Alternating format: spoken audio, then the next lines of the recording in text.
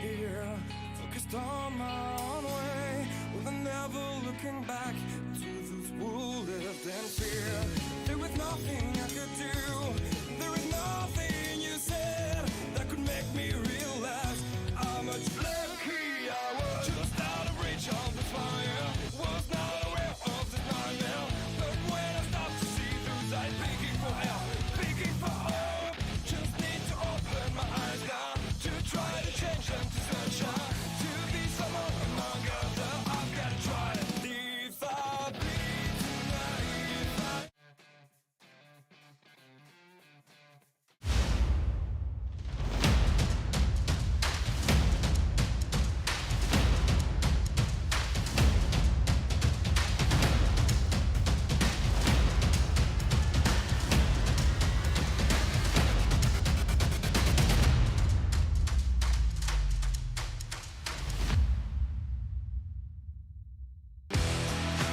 Introducing GForce TV. GForceTV.net is your new source for action overload. Featuring free live programming year-round and countless hours of on-demand video, GForce TV will be your first stop whenever you want to see the latest and hottest racing action. See live Friday Night Excitement weekly from Washougal Speedway, and watch the stars of tomorrow make a name for themselves during Thursday night's live microsprint racing. GForce TV is also the new home for Rivals Race Chat. Watch weekly as Clinton Jeffrey and Adam Ross discuss all the hot topics in the world of motorsports. For iRacing fans, GForce TV has you covered with hours of live broadcasting from Rivals and GForce TV racing leagues. GForce TV promises to deliver motorsports, esports, and action sports you want to see, along with talk shows and vlogs to keep you connected to the lifestyle you love. Visit GForceTV.net today to subscribe for free. Sit back, hold on, and feel the G's on GForce TV.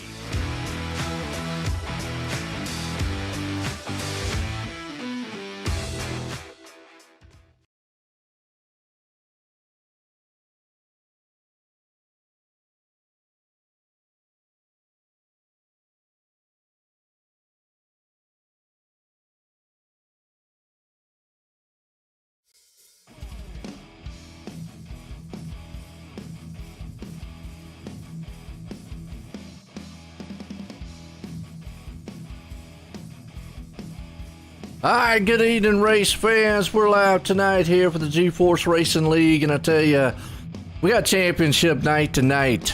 All three divisions here at the Hometown Heroes, the Icon Sim Sports Hometown Heroes, that is.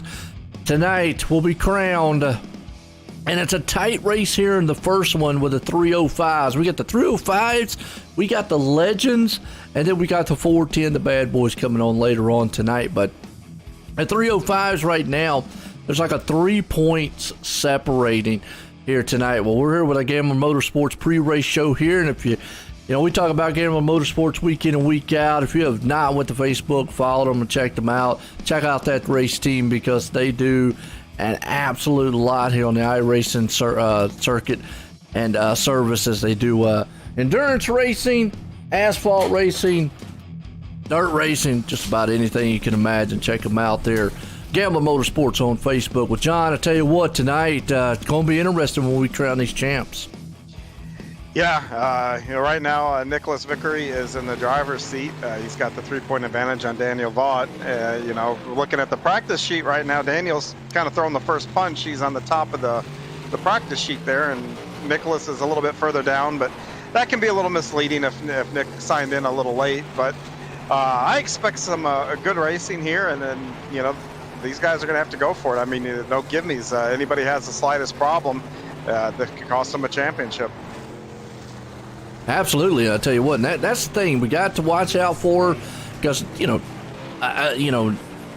though he's on the top spot, like you said, that the UL thing is going to make it an uphill battle for him, but only with a 3-point advantage there, or a 3-point difference between them. It's going to be interesting to see who can pull this thing off. And obviously the 305s, we've talked about them. Over the course of the season, though, these guys have gotten a lot familiar with the 305s. It's a lot different than what it was when they first came out. I mean, these guys are just unfamiliar with them. They knew about the 360s, the 410, because they have a lot more power. And the 305s, I think, stumped them a little bit here with the less power and obviously going on the fixed setup. But as it went on, John, you and I know that they got the hang of it. Now they've been able to slide these cars around. It's still a tricky car because of, obviously, well, we mostly talk about the power, but still, these guys have been able to adapt pretty good. Yeah, and if you remember too, Cedar Lake here was a relatively new track when we first started the season. So not only were they adjusting a little bit to the car and the lack of power, they were also adjusting to a new track that, yeah, they had to figure out just kind of how it ran in and some of its characteristics, because there, there's a couple bumps in a couple spots that gives the track some character. But yeah, tonight you mentioned the heat EOL. Daniel Vaught will have a heat EOL when his heat comes up, and that's unfortunate that a championship could get decided on that. But Daniel is going to have to be both aggressive and smart, and those are two pretty contradicting things to have to be. You want to go, but you got to be careful not get wrecked and get buried back in a B or a C feature. Absolutely. So watch us see how it pans out here as these guys are practicing it up right now just a little bit. So tell you, I don't know what. I mean, if you're starting in the back, because the biggest thing with the 305s that we've seen, especially at Cedar Lake, is the fact of coming through the field. That's the number one thing. These cars are so dead even. I mean, we can even look at the times out there. How do you come through the field? Very carefully. It's a lot easier said than done, because these cars just don't have the giddy up to whip it around the outside and not just flat out drive somebody. So you're going to have to take advantage, be more of an opportunist. Somebody misses his entry into a corner, you got to be right there ready to pounce. And a lot of these races, the other thing is, I mean, we've seen this all season, especially in this class. You see guys first, second, third, or fourth got transfer spots locked away. They get to racing each other and then make a really big mistake, and somebody falls out and somebody moves up. So there's a lot of different things that can play out in that heat race for him. Yeah, there you go. Well, we'll have to see how, like you just said, the stuff plays out here tonight as we crown some champs here, and it's going to be interesting, this 305 battle as it's going to wind down. As we should be setting it up here soon for the VMR wraps qualifying session here soon. And obviously if you want to look good there, but like I say, we're just touching on what the points look like here in the 305, and victory out front by 3 points over Daniel Vaught. You got there in second place, you got third place, Brian Moore Sr. and Jeffrey Barker sitting in fourth, and Blake Chapman rounds the top 5 right there. A little bit split up in between there. Yeah, there's not a whole lot of room there. So, I mean, everybody is going to, if you go down through the top 10, which people can go out to GForceRL.com. If you're watching right now, you go out there, go down to the iRacing League Manager. If you scroll down the page, you can go to it, pull up the Hometown Heroes 305. You can check out, see where your favorite driver is. And you'll see battles all the way down here. And, there is a sense of pride there to finish in the top 5 or the top 10. It's been a long season. A lot of guys have partook in this series, so it'll be an accomplishment to land a top 10 here. So, just not those top 2 have, they've got the most on the line, but everybody around that top 10 has a little bit to gain, some bragging rights there. Oh yeah, absolutely. Well, looks like we're guys are getting set here. They've run their numbers. Daniel Vaught still put that thing on the top spot speed charts here. Victory back there in the 10th place spot. So again, with 3 points difference on the line, let me ask, points wise, I probably should already know this, so y'all can just beat me up later. I'm gonna take he only has to be about 3 or 4 positions ahead of victory to pull it off. Yeah, and a lot of that, there's some other things that'll come into play too, which you won't see, and we won't be able to see on the broadcast booth, is incident points. And what those are, to explain to everybody out there, is if you go in and you touch the wall, you could get what we'll see on our screens is a 1x, or if you hit somebody, you might get a 2x, or if you wreck, you might get a 4x. Well, our points work if you get those incident points. They subtract them off your total for the night. So let's just say you win and get 85 points, but you had 5 incidents. Well, you're only going to get 80 points. Second place might have got through clean, and he gets 83 points. So even though you probably want a little bit more of a buffer than 2 or 3 cars, if all possible, be 4 or 5. But as close as these guys have been all season, I don't know if that'll be possible unless one of them have trouble, which I hope we don't see that. And then there's also bonus points for their qualifying and stuff like that. So we need to pay attention to qualifying. If either one of them get up in the top 5, there'll be some for that. So, but the feature, if any we see them in their heat race or anybody and have trouble with any kind of contact or anything outwardly, yeah, those are points coming off. So it's a neat way to do it. I think it helps the racing on the track because you don't really want to get into people then lose those points. But we will know after the checkered flag tonight and once it shakes down. Absolutely. We're getting set here, qualifying. Like I said, we got some legends coming up here. Haven't seen them in the last several weeks or so, but those things are always fun to watch. A little bit of I call them the clown cars, but it sounds like a bunch of weed eaters when they get out there. It's wild. Yeah, they sounds like a beehive. And you know what? The funny thing is, those are some of the hardest cars to drive on. Yeah. That really small, wheelbase, and you don't have to put a whole lot of wheel in. The car turns. If you put too much, it starts to come around, and more times than not, you're not going to save it once it comes around. And the other thing is, you can get away with these sprint cars and maybe catching that left front down on those donuts down on those inside, but you catch a donut in a legend car, bye-bye. You're just a passenger at that point. Yeah, that's right. Well, looks like we got VMR Wraps qualifying session here. Folks want to look good on the track. Definitely check out VMR Wraps on Facebook and here on GForceRL.com. VMR Wraps here tonight. That'll be a good one. So, see who puts this thing up here on the quick time. Right now, Jeff Flaro's the man up top. Daniel Vault put a pretty good time out there. Second place looks like it's what he's going to end up with. Drops to third, so we'll have to see. Dropping down pretty quick right now. Yeah, he did a 79 in practice. He was almost a tenth slower. And some of these guys, that's, this thing is tight. These cars, like you said earlier, they're equal. You miss your entry to the corner by 6 inches. That's going to cost you half a tenth. It's that tight. So, but for Daniel, luckily, we touched on this earlier. He does have a heat EOL, so the only thing he's trying to do here is get some bonus points, but he's going to be in the back anyway. Nick hasn't. Nick Vickery, who's leading the points, has not come out yet on track. He's out there now. Yep, there.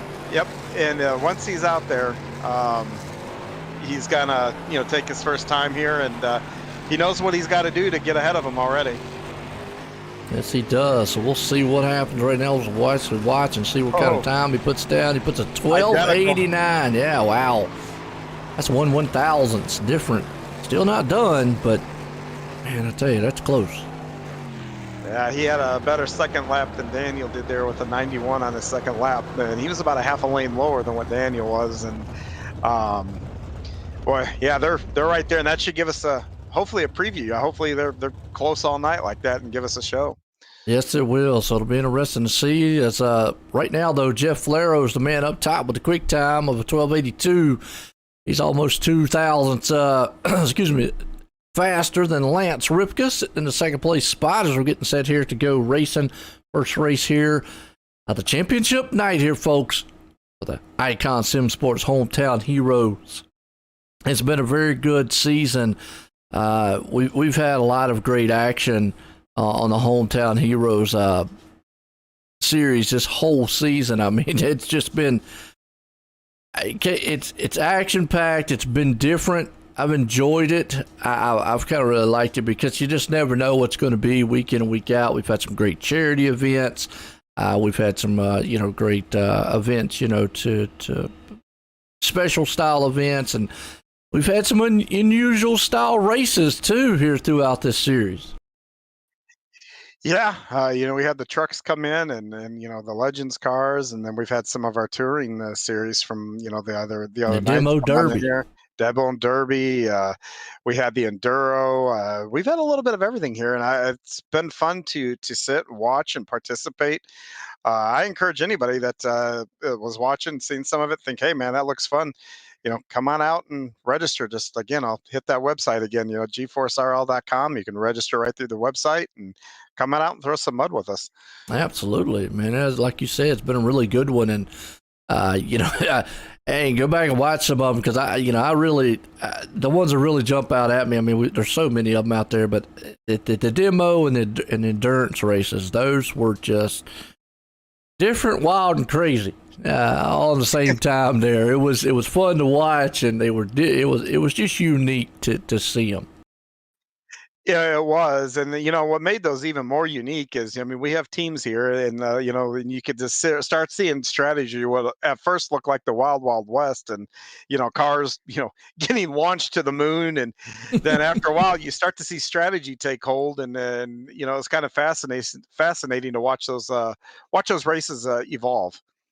It is. I mean, so I'm with you on that one. So we're getting set here to go pretty soon here to our A&J Custom Creations Heat Race number 1 here tonight with all these great drivers out here. So I don't know, just going back on some of the awesome things that has happened here on the Icon Sim Sports Hometown Heroes. It has definitely been an interesting season so far. Excuse me, folks, my nose kind of messed up here tonight. But we're going to cap it off here with an interesting race and a great championship battle as we're getting set for A&J Custom Creations Heat Race 1. About to be underway. If you have not checked out any of Andy Patton's creations with his plaques and his trophies and all his other products, check him out at GForceRL.com. And also check him out at A&J Custom Creations on Facebook, and he will definitely get you set up. We got Josh Gerlach out front. Kyle Parker going to start in second. GJ Boydell up in the third. Jeff Flaro there in fourth. Stephen Bickler going to start fifth. Bob DeGood up in the sixth. Gary Taylor seventh. And Nathan Aldridge is going to round out the eighth place here as we get set for Heat Race 1 with these 305s here tonight.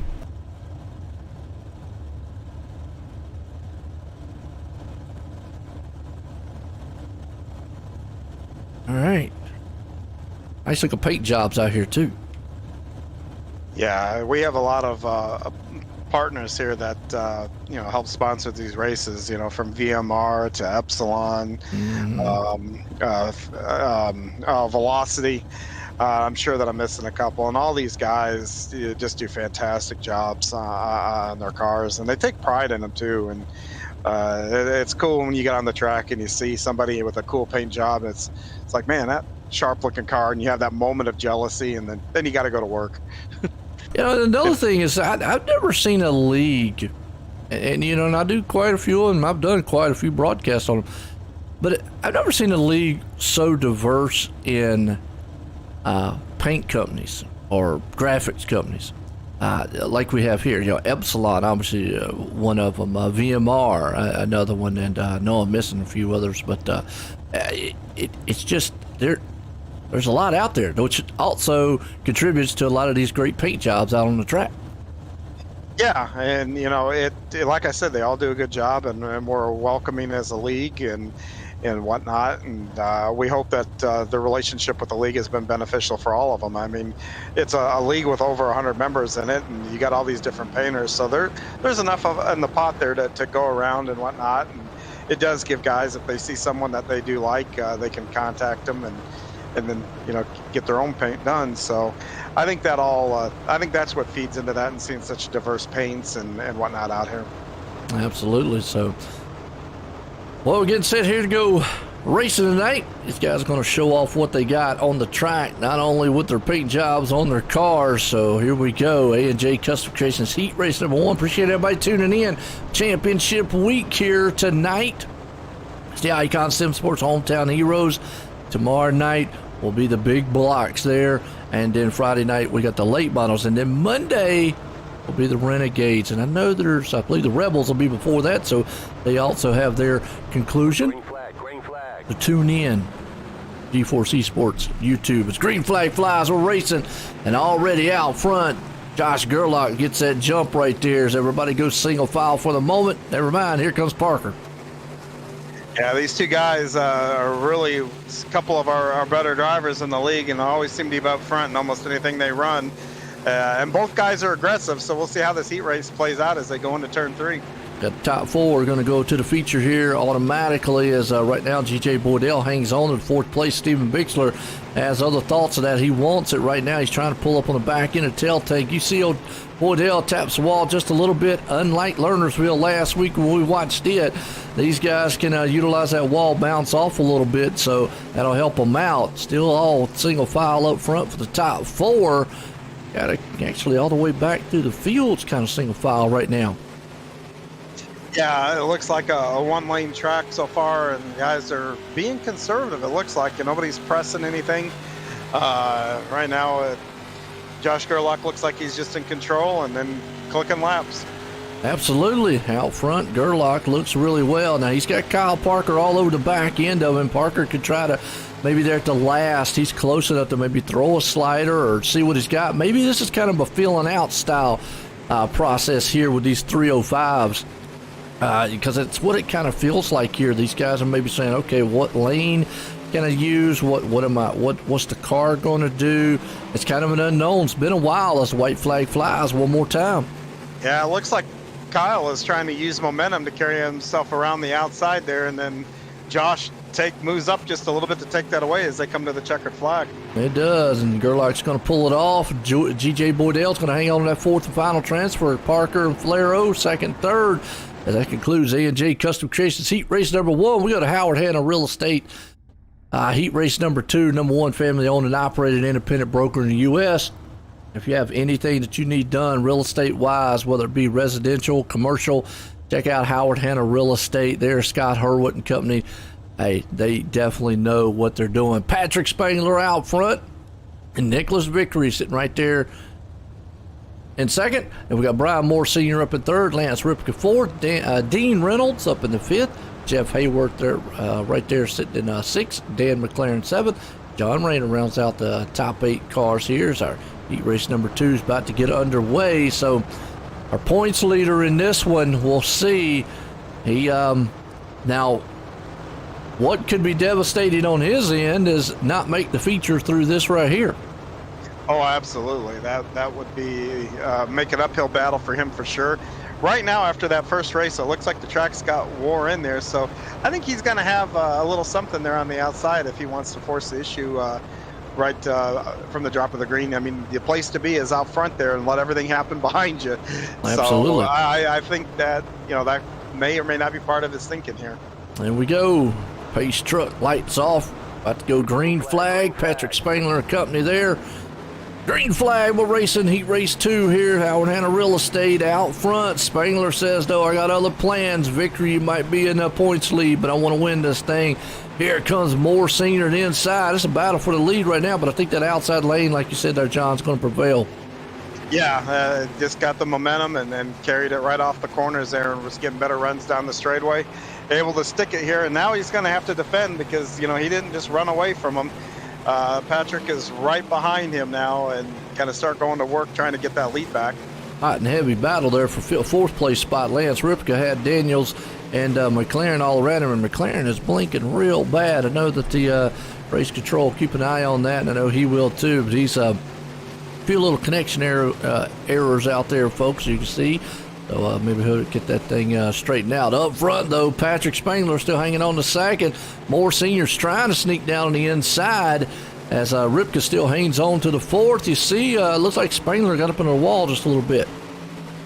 Yeah, just a little bit here. He's going to have to get, regroup a little bit and then just get back into rhythm here. He didn't lose a spot, but he lost a little bit of distance to Nick Vickery there in the lead. He did. Moore Sr.'s looking on the inside. Contact between them. And right there's what we're talking about. Well, I'll tell you what, Lance Ripka, he says, well, guys, y'all get up there and battle all you want. That puts Moore Sr. outside looking in.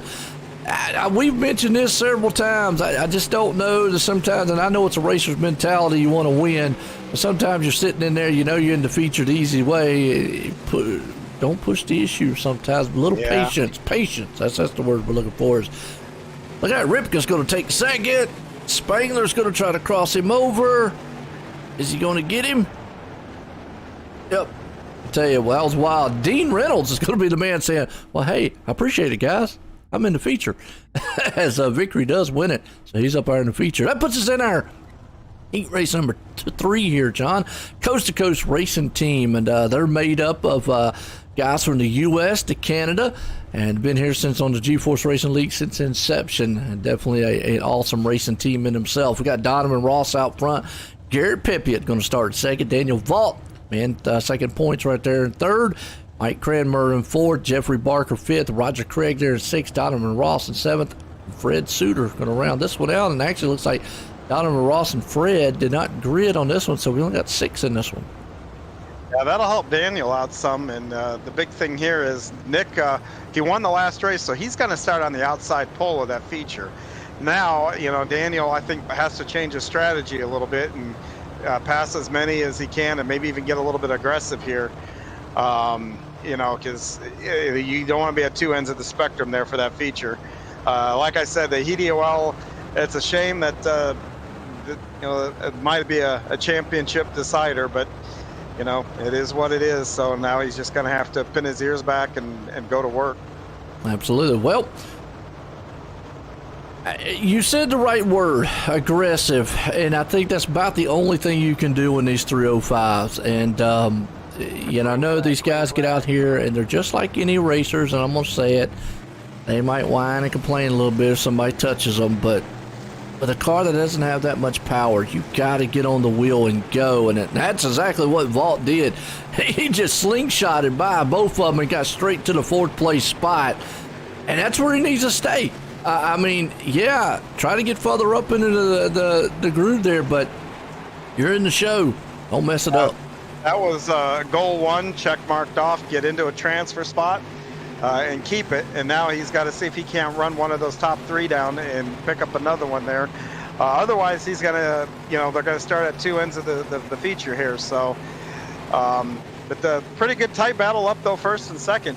You got them not much distance separating the top 2 there. No, you don't. Pippitt out front, Barker right there in second. Tom Taylor hanging on to 3rd place as they're all kind of single file right there with each other. Vault's closing in a little bit. We'll just have to see from here because this is what's interesting to watch here.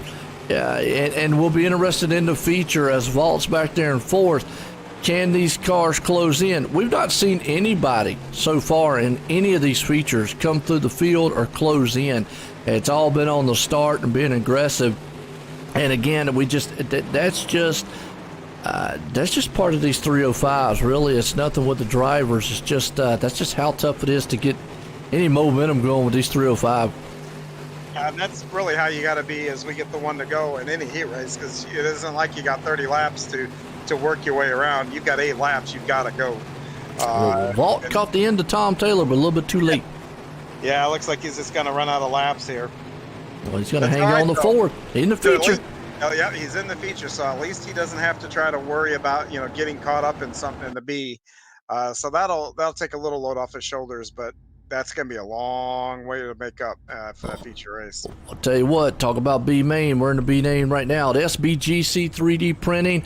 Check them out at sbgc3d.com. Tom Taylor and company with the 3D print work that he does. He'll get you definitely hooked up, and we'll show off some of his work here a little bit later. Stephen Bixler out front, Brian Moore Sr. there in second, Mike Cranmer third. Looks like Bob DeGood up in 4th, John Rayner 5th, Roger Craig 6th, Gary Taylor 7th, Jeff Hayworth there in 8th. Donovan, Dan, and Fred have yet to grid, and if they don't, then that means everyone will make this show, and that's what it looks like. Yeah, but still, these guys are fighting for a position here. Yes. And again, I have said this before, the more cars you pass here, the less cars you got to pass in the next one. So, something's on the line for these guys, but it's also a good time to kind of test and do different lines. If you didn't like how your car was, what it was doing in the heat race, you can move around here. Maybe you find something for the feature. Also, and if you want to try a different line, if you're not one that's like, well, look, I'm not really worried about trying to move up and where I start at. You've mentioned it several times. Maybe try a different line and break that line in to maybe in the feature it's not a one groove style track, because right now it seems to be just a one groove style track. more of the upper lane. We'll have to see if that pans out as the feature comes along, as really the feature's not that long there, John. It's only like a 20-some lap feature, so they don't have a lot of laps even in the feature. As we're green flag running here at our SBGC 3D B main out front, Brian Moore Sr., he's going to try to high line. Steven Bixler's going to be down low. Yeah, and the high line once again prevails as you just get that momentum and you can keep it going. And now Bixler's going to fall back in going into 3. Yeah, it is right there. Moore Sr. out front. Rayner right there hanging on the fourth as we look around that. That's Bob the Good. They're 3 wide, and I don't know who that was. It just got destroyed. That was John Rayner. Oh, man. He just got ricocheted right into the wall. That was a little bit of a hornet's nest between those guys. That was like a direct side-by-side shot, and I've never... It's been a while since I've seen a 360, but it actually bounced up to the wall. Yeah, that's one where what happens when you actually hit tires and you're not putting a tire into the frame or the tail tank. That's tires hitting. Well, Roger Craig hanging on to the 5th place spot. He was talking earlier tonight. He said, I'm going to try to come out here and see what he can do in these 305s. He needs some practice out here. And looking good in that machine he's got in that Coast to Coast racing team. He's part of that Coast to Coast racing team that's sponsoring here for our, sponsoring our 3rd heat race here tonight. So he's looking pretty strong right now, the 5th place spot. Meantime, Brian Moore out front. Bixler there in 2nd. Again, we got to go off of, because we got that championship here. And right now we already know position is going to play a factor here, and we can just see it. A lot more cars here on this track right now, but you can already see that how tough it's going to be to come through the field here. Yeah, and don't forget, Brian Moore is sitting 3rd in the points here, so I mean, he's doing what he has to do here, and he's going to be a ways back because him and Jeff Barker are having a battle too. So yes. This feature's you're gonna have a lot of different guys on a lot of different agendas, and now hopefully that makes for exciting racing. Now, one thing we don't throw up in there is Brian Moore does complete it and wins it here in our B main here, the SBGC3D.com, is obviously cautions could factor into the feature, as so we'll get into more of that. But warm up time here. This will be our Icon Sim Sports intermission here tonight, and obviously we're here for the Icon Sim Sports Hometown Hero Championship final tonight here, folks. It ought to be a good one. And if you're looking for a rig that's going to suit you, built for you, and it's a one-of-a-kind experience, check out iconsimsports.com. We're live tonight here with the GForce Racing League. Everything you need to know, check them out at GForceRL.com. You'll get up to date on everything going on in the GForce Racing League. Justy Sick, iRacing Photo Driver of the Week. Appreciate Justy Sick coming on board. And obviously, we're live tonight here on the GForce Esports on YouTube, OSR Network on Facebook. As always, Monday, Wednesday, Thursday, and Friday nights. Definitely check them out. Something for a little bit of everybody here tonight. So, I don't know. This is it's gonna be interesting because, like you said, these guys right now, position wise, there's 3 points separating Vickery and Vaught, and I don't know, John, what do they got to do? Well, Nicholas is being up on the front row. First of all, he's praying, hey, let's go caution free, guys, tonight, because 20 laps caution free. Outside of having rocket fuel in your car, Daniel's not going to make his way up through the whole field to get there. Oh, yeah. And the same token, Daniel is hoping, all right, guys, lots of cautions, so I can pick off 1 or 2 cars a lap, caution, 1 or 2 cars a lap, caution. But it's kind of right now, it's a steep mountain for Nick. He controls his own destiny. And that's also, when he's driving now up there, he's going to have to really, take the risk versus reward, about putting yourself in bad positions. How hard do you really want to race a guy? If you know your competition, the one guy, and he has to beat you and beat you by a few spots, do you risk getting wiped out for a spot, or do you play it safe? I know Nick probably wants to go out with a win here, I would too if I was in his shoes, but you know, like I said, the risk versus reward for him is going to be much different than even Daniel.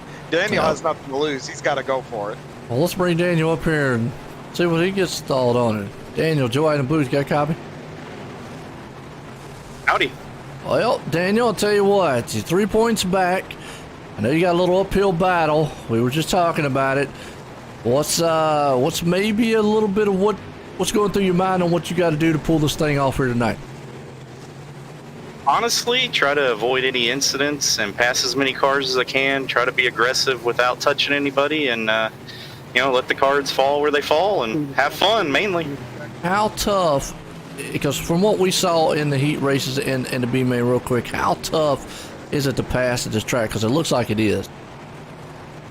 In the 305s, it's definitely tricky to pass. It's a little bit easier in the feature when there's two defined lanes. But in general, the 305s, you just have to keep momentum, keep it straight, not lose anything, not lose any momentum, and try to it's really hard to pull off a slide job here cleanly and not hit somebody. So you're trying to avoid that, but sometimes you got to do what you got to do. Hey, I'll tell you what, like you just said, you got to do what you got to do. It's championship night. Good luck out there, Daniel. Sir. All right. What room was he in? What room was you in again? Gambler. All right. Get you back down there. Ooh, there we go. All right. Well, what he said there, I would have put. I want to. See if I was going to pull up Nickery, but he's down in Spartan. Yeah. Are they doing their drivers? Now, you can pull them up real quick. You'll be all right. They do the drivers meeting before the races start, so they're good. Looks like Nick's down there doing donuts. Yeah, I see that. He loves doing donuts. Nick, join the booth, got a copy? Yes, sir. All right. Well, pretty much your fate is in your own hands here tonight. You've got the position. You've got the track where you need it. You got the points lead coming in real quick because we only got a few seconds left. What do you feel like you got to do from this point now to hold on to this champion? Stay clean, and I've already kind of my game plan going into tonight is not really to race anybody hard, really the only person that can take it away from me is, Vaught. So, until he gets close to me, I'm not going to risk it for an extra position. You know what I mean? I mean, racing's racing. I could get involved in something, but at the end of the day, it's ultimately about the championship. So, well, I'll tell you what. Good luck out there tonight. Thank you. All right, let's see if we can get him back down into his part. There we go. All right. Well, folks, all the talk is done because here we go. Feature time here tonight. That's right, Icon Sim Sports feature. Last time for the 305s here this season. And again, if you want an awesome rig, check out iconsimsports.com. Been the title sponsor here, the Hometown Heroes, and our feature sponsor here tonight. Well, you got Gerlach out front, and Victory starting in second, Pepiot there in third, Parker fourth.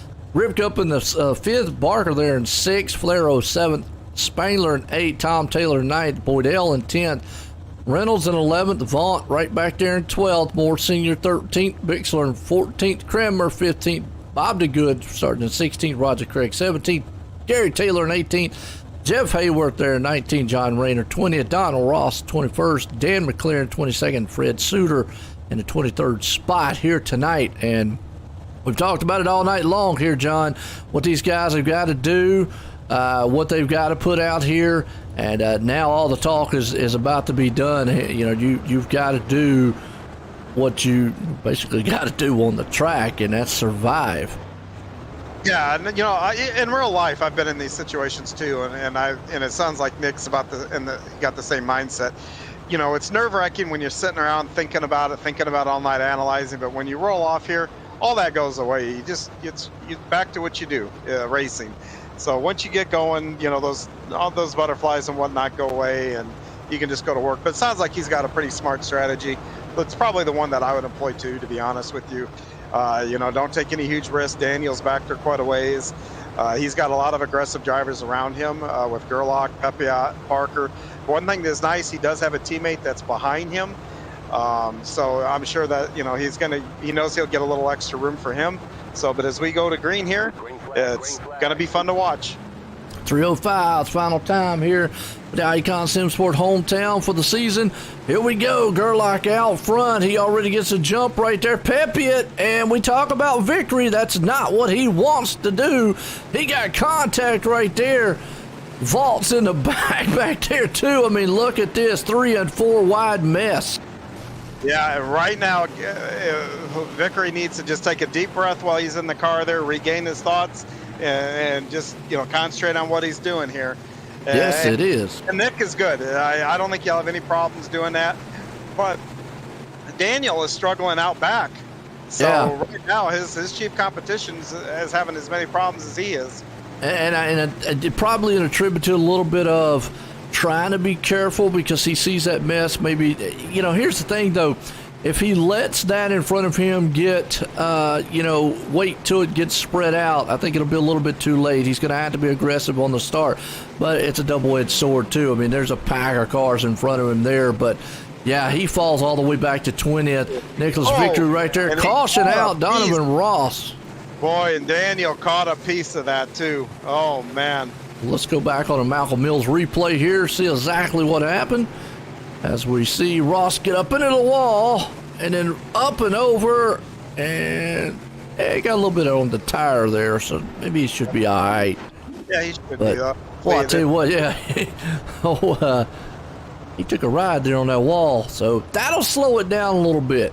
Now, still, Vault's back in 19th, and he saw a slew of cars in front of him. Vickery was, not where he wants to be. And like you said, he's got to be a little bit cautious on what happened there because these guys, the 305s, how we put this, it's not really, folks, it's really not the drivers. They have to be aggressive, okay, on the start because these cars, if you just let them go and go and go, and it just goes green flag, you know this, John, there's no hope of coming, I hate to say it that way, but there's really not a lot of hope of coming through the field because once they would start to get, all single filed, passing is going to be very, very difficult. Yeah, especially with only 20 laps. That's not really a lot of time. So, but again, you got to be smart. I mean, the gap has closed between them with Nick falling back. So here we go green again and right back to it. Yeah, it is. So up front, Gerlach still hangs on to it. Flaro's trying it inside. Here goes Parker to a slide job, though. Making it interesting up front. You got to remember, these guys still want to win this thing as Spangler hangs out there in the third place spot. Got a good battle going on around about 6 and 7, so you got battles throughout the whole entire field here. Barker, Pepe and company, they're 3 wide. Yeah, they are. They're being aggressive here, and then everybody wants to get that win on the final night of the season. Yeah, it is. Right now, Vickery, though, he seems like he's kind of safe a little bit, but now he's got right now Pepe looking on his inside.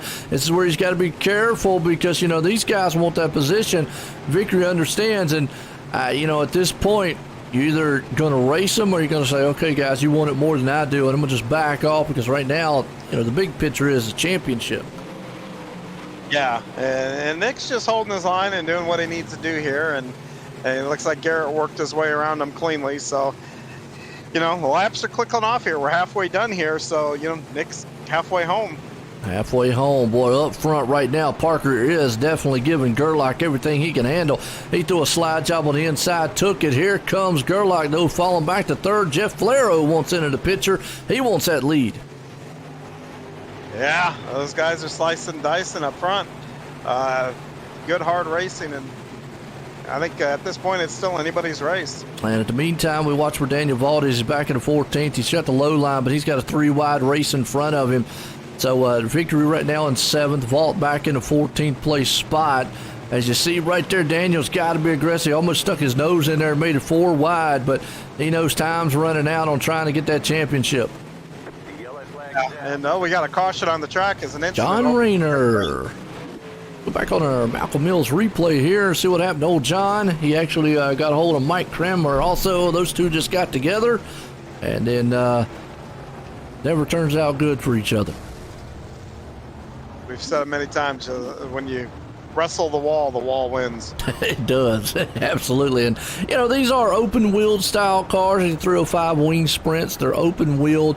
So, you know, pretty much the same thing as what an Indy car would be, or a goat kart or anything like that. So, you know, you can get tangled up with the wheels. It's not always a good thing. It's not like a street stock, or we're going to see the legends here in a few where you can get up there and maybe beating and bang a little bit. These don't tend to like that. No, they don't. And the penalty is usually not a good one when you touch each other. You know, we watch the mods and the late models, and you can watch them kind of trade paint a little bit, and these not so much. All right, Kyle Parker's out front. Josh Gerlach in a second. Single file runs here, or single file starts. We'll see what happens. Jeff Flero hanging on to third. I'll tell you, it's been a good, exciting one here so far, and just what we talked about earlier there, John, they got to be aggressive on these start. Yeah, we're getting down to it. Just about 6 laps to go when we come back to green here. And Daniels, you know, he moved up from the last restart, so he's got to do it again and do it quickly. Green flag, back at it again. Bull Parker, he says, I want to cap this night off here with a win. He's looking good. Gerlach's trying to move in on the back end of it. The battle's up for third here. Here comes Flero to the outside. You got Spangler right there along with them, and Pepiot and Victory hanging on to that 6th place spot. He's back there just lurking and looking right now, and Vault's just not been able to come to the front. As here you go, Victory. He's climbing in. He might be able to get a few more positions, but here comes old Barker up underneath him. And Nick is just driving a smart race here. I can see that he's faster than the guys in front of him. He's just biding his time and clicking these laps off. Yeah, right now you got Barker looking on the inside. He's going to try to take that spot away from Victory. Victory will fall back to 7th place spot. I mean, in the meantime, though, and I'm going to tell you, Vault is just not having the time. He has fallen way back. He was a 14th. He's back here battling around about the 16th, 17th place spot. So not the night he wanted. Just started off bad. Track position is what has pretty much killed him tonight. I don't know if pretty much performance-wise. Who knows what it would have been if there would have been nose to tail. But unfortunately, the track position is checkered flag out. Kyle Parker's going to win this thing here tonight. Gerlach second, Pepe in third. But Victory is going to take that championship home here tonight, folks. We'll get a word with him at the end of tonight. We'll get a word with all the champions here. But first off, we're going to get a word with our top 3. As that was a pretty good, exciting start here to our night. Absolutely. All right. We can get old Garrett up here. If I can find him right fast.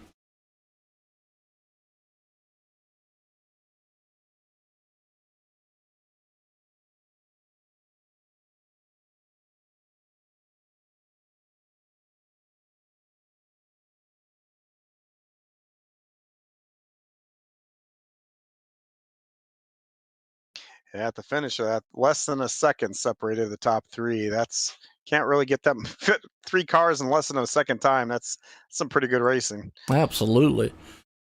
I'm just looking for Josh Gerlach. Oh, he's already up there. All right. Well, let's bring up 3rd place man. Let's get a word with him. Garrett Pepe. Garrett, this is John Hine up in the booth. You got a copy? Sure do. Hey, bud. Good run here tonight. A nice podium position. You know, the track looked like it had a little more tack than what it normally does. You know, did you find that you could run more than one lane, or was it just pretty well locked down up there where that group was? I think there's multiple lanes. It's just sometimes one lane to get a better run than other lanes, and towards the end there I started running like the middle bottom through the slick, and I was keeping up with second and first, so it was hard to pass either way. You had to be on somebody's bumper and just get off the corner a little bit better than they do. Yeah, you didn't get quite the qualifying that I thought you would. Usually you're at the top of the board with that, so that probably kind of hurts you a little bit too. But hey, it was a nice recovery from that, though. At least you got a nice starting position out of the heat and able to transfer and get a nice podium out of it. Anybody you'd like to give a shout out here?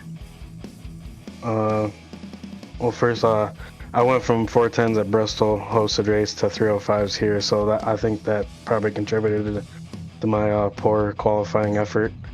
But that's a big difference. yeah, everybody at Velocity Race Designs painting me my cars. Ford Entertainment Group for building me my PC. Roger for putting on this league. Joe for streaming this. Alex Hanna Gaming and Race Lab Apps. Yeah, and John for being an awesome commentator. Thank you very much. That is Garrett Pepiot, our third place podium finisher for the night. Absolutely, man. And Garrett right there, he did an outstanding, strong job coming up through the field. Let's bring up second place man here, Josh Gerlach. Let's get a word with him. Hey, Josh. Nice second place run here tonight. Yeah, thanks. Appreciate it. Well, the track looked a little locked down. It looked like really a momentum track here tonight. How difficult did that make things for you? Yeah, Kyle and I were just talking about that. I don't know if anything changed with the track or what, but it seemed quite a bit different from last week. Last week I could really pound the top, especially in 1 and 2, and kind of get the momentum up to just kind of roll it through 3 and 4. But it was real thin up there, and it was a lot more technical than last week, but still fun, and these cars are great here. So can't complain too much. Really didn't want that first yellow though with the lead that I had. Yeah, isn't that kind of how it always goes, though? They come out when you don't want them, and then when you want them, like clicking laps off going, come on. So I think we've all been there. Hey, that's a great run tonight. Nothing to hang your head low about. Good way to finish the season. Anybody you'd like to give a shout out to? Thanks, John. I want to thank netcodeshop.com, Netcode Esports, Dizzy Motorsports, and just everybody over here at GForce and Joe doing the broadcast. It's been a lot of fun. It's different. You don't see the kind of the hometown track thing on iRacing, and it's fun. It's different, and you really learn the intricacies of this place and the cars that we run. So, thanks to all those guys, and look forward to the Legend race here. Yep, great. That's Josh Gerlach, our second place podium finisher for the night. There you go. Dizzy Motorsports' own Josh Gerlach right there, pulling it off in second place. But this guy made it into victory lane. Kyle Parker joined the booth. Got a copy? Yes, sir. Well, I know it's a lot different. It's probably night and day difference from a late model to a 305 wing sprint. But how's it feel to put in victory lane tonight?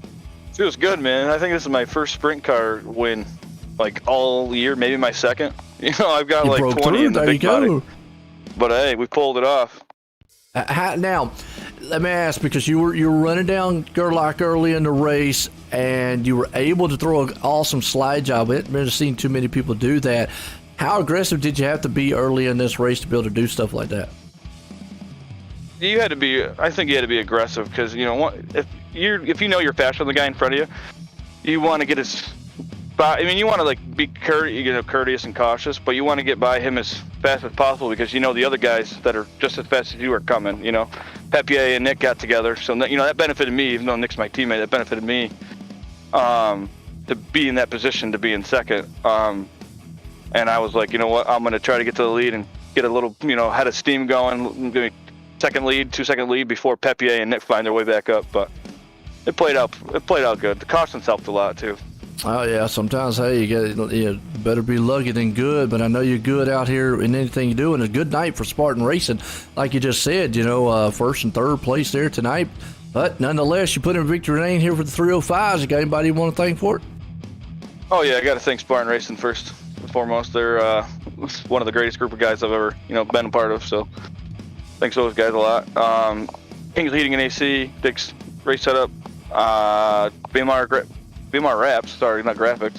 And then just congratulating Nick for the championship. I don't think he didn't even win a race this year, and just shows you consistency is key.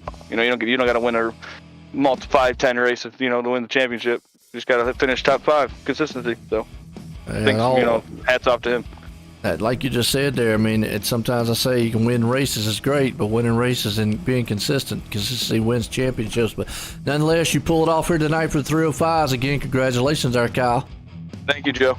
There we go, 305s under the wraps here tonight. And that concludes the 305s for the hometown heroes for the season. Like you said, Nicholas Vickery will win the championship. We will get a word with him later on tonight, as we'll get a word with all the championship runners here. But folks, don't go anywhere. We got the legend cars, the small guys coming out here, so to speak. It's going to be fun. Stay tuned. Don't go anywhere.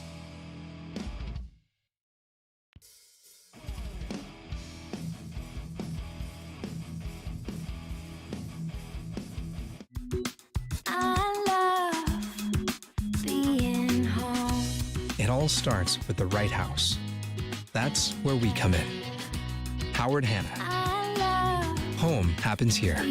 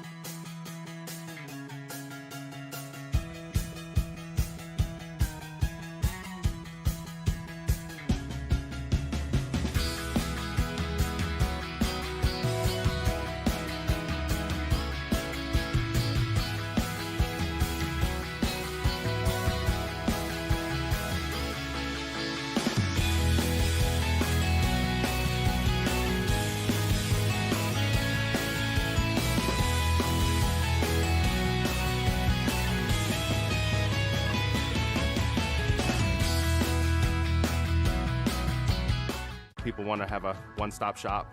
They need us for now all these different services, not just the heating and air side. When things are going wrong, you want the company that's going to be able to get things done as fast as possible for you. Today we're going to be in over 600 homes. What the customers can count on is we're going to send a competent person to your home with a vehicle that's stocked and prepared. We're going to do what's right.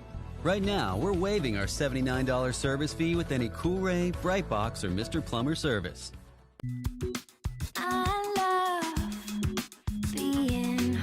From finding the perfect house to making it your home, we'll be with you every step of the way. Howard Hanna.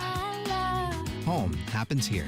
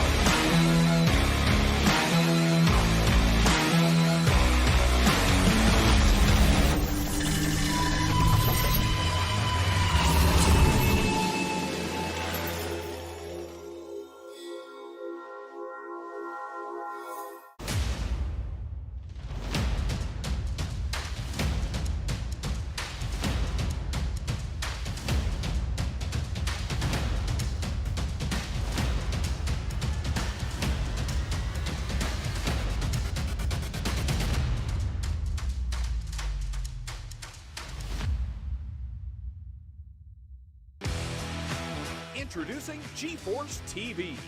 GForceTV.net is your new source for action overload. Featuring free live programming year-round and countless hours of on-demand video, GForce TV will be your first stop whenever you want to see the latest and hottest racing action.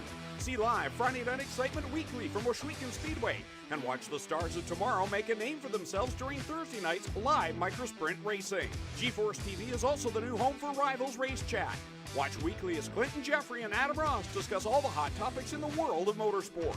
For iRacing fans, GForce TV has you covered with hours of live broadcasting from rivals in GForce TV racing leagues. GForce TV promises to deliver motorsports, esports, and action sports you want to see, along with talk shows and vlogs to keep you connected to the lifestyle you love. Visit GForceTV.net today to subscribe for free. Sit back, hold on, and feel the G's on GForce TV.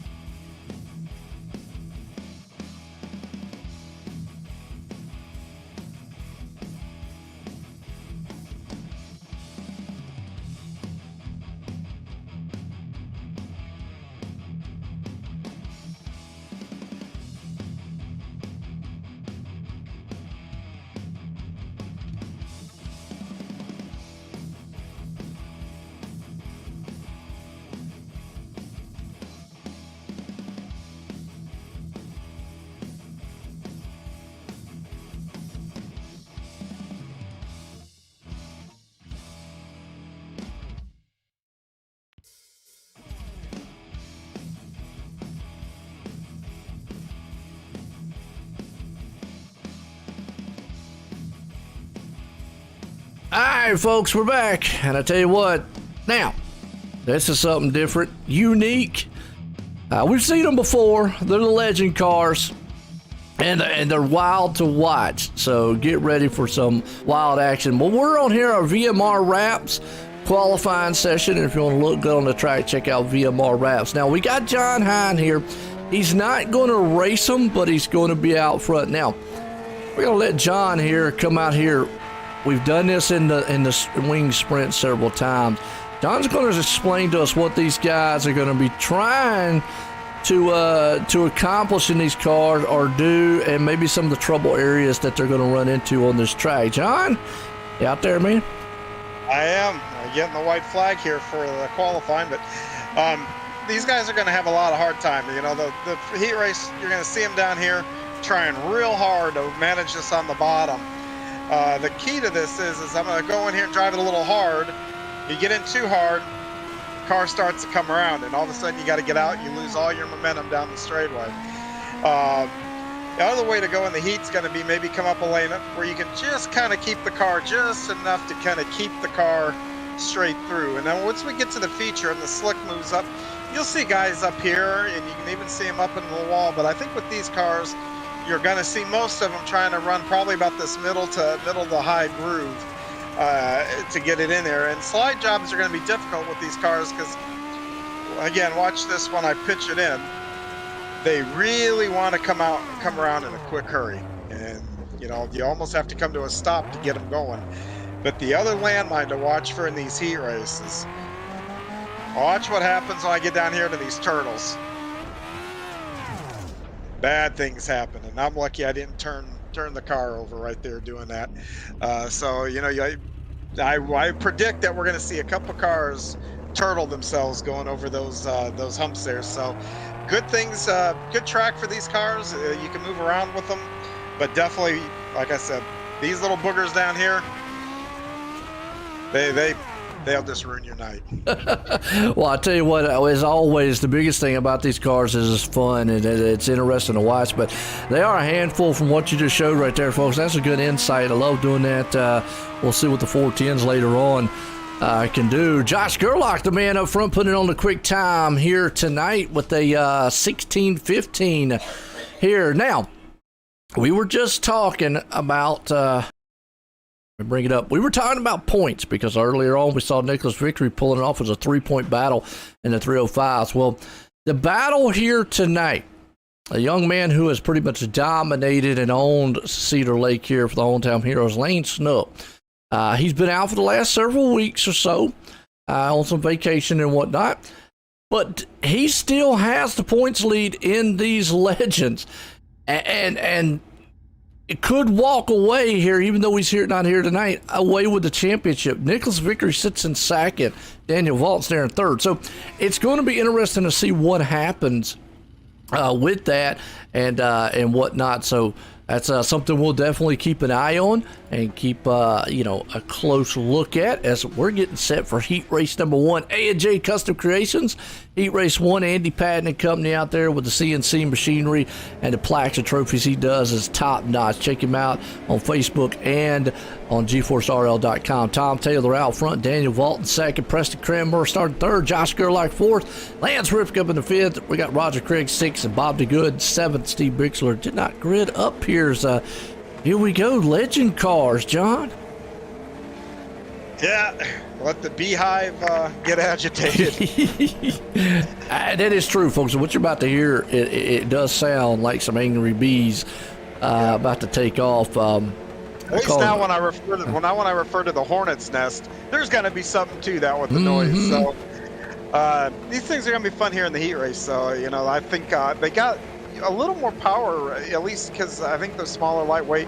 You don't necessarily have to be on the bottom. I think a couple lanes will be good right off the bat here with these cars. And the size difference between this and a wing sprint, I mean, it looks almost night and day. But here we go, green flag.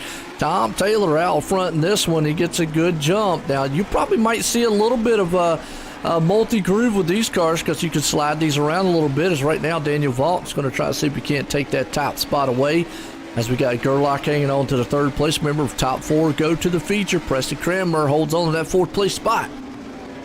Yeah, right now we're seeing it right off the bat. Two different lanes are working, and a big part of that too is not only the size of these cars.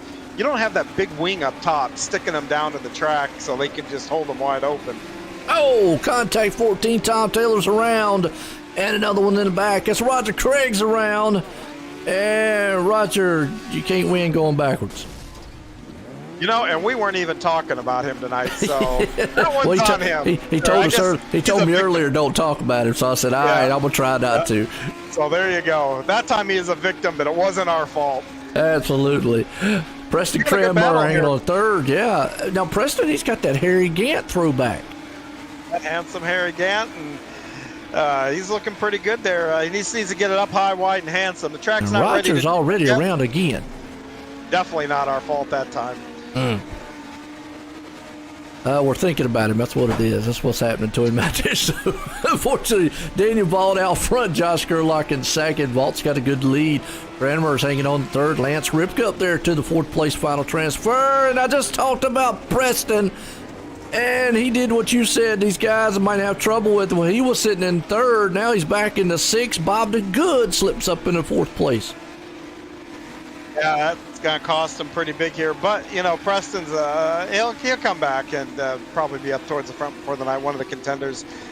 He's a pretty good driver here. So, and that Harry Gant, that track gets worn on and lets him get on the high side, He's got to make that work. But now the lead is tightened up big time here up front. I see that. You've got Gerlach on the back end there. Vaught, 1 lap to go. Can he hold him off in the final turns? Here comes Gerlach to the outside.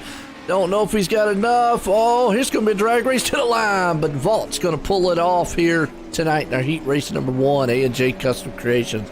That's a good solid race right there. Bob DeGood pulls up the fourth place final transfer spot. But, we've seen some of the things you talked about right there, in our kind of a rundown on what these guys have to look for on the track. As we go into Heat Race 2, Howard Hanna Real Estate, the number 1 family-owned and operated independent broker in the U.S. You have anything that you need dealt with as far as real estate goes, whether it be residential or commercial, Howard Hanna Real Estate will have you covered. You got Jeffrey Barker out front, Jeff Flero there in second, Garrett Pippian in third, Stephen Spees in fourth, Dan McLaren fifth, John Rayner sixth, Nathan Aldridge in seventh, and Mike Cranmer is going to round out that 8th place spot here. Well, John, is there anything, excuse me, that you're seeing that you didn't go over there in the qualifying session? Because it looks like pretty much what the guys are dealing with is everything that you said. Yeah, I mean, the second groove, it was stronger probably than what I even thought they'd be, but I knew it'd be there. Without the wings on these cars, that sticks them to the track like the 305s. They can move around, but it's still it's still just as important, because we were talking with the 305s about, momentum. Get the momentum rolling, and it carries you outside. The same thing here. I mean, it really is. It comes down to it again, momentum. And even though they got a little bit more giddy up just with their motors and whatnot, but the momentum is every bit as important here. So, I mean, you look for the guys that can keep their momentum, whether it be on the top or the bottom. Those are guys that are going to be tough and find their way up to the front, too.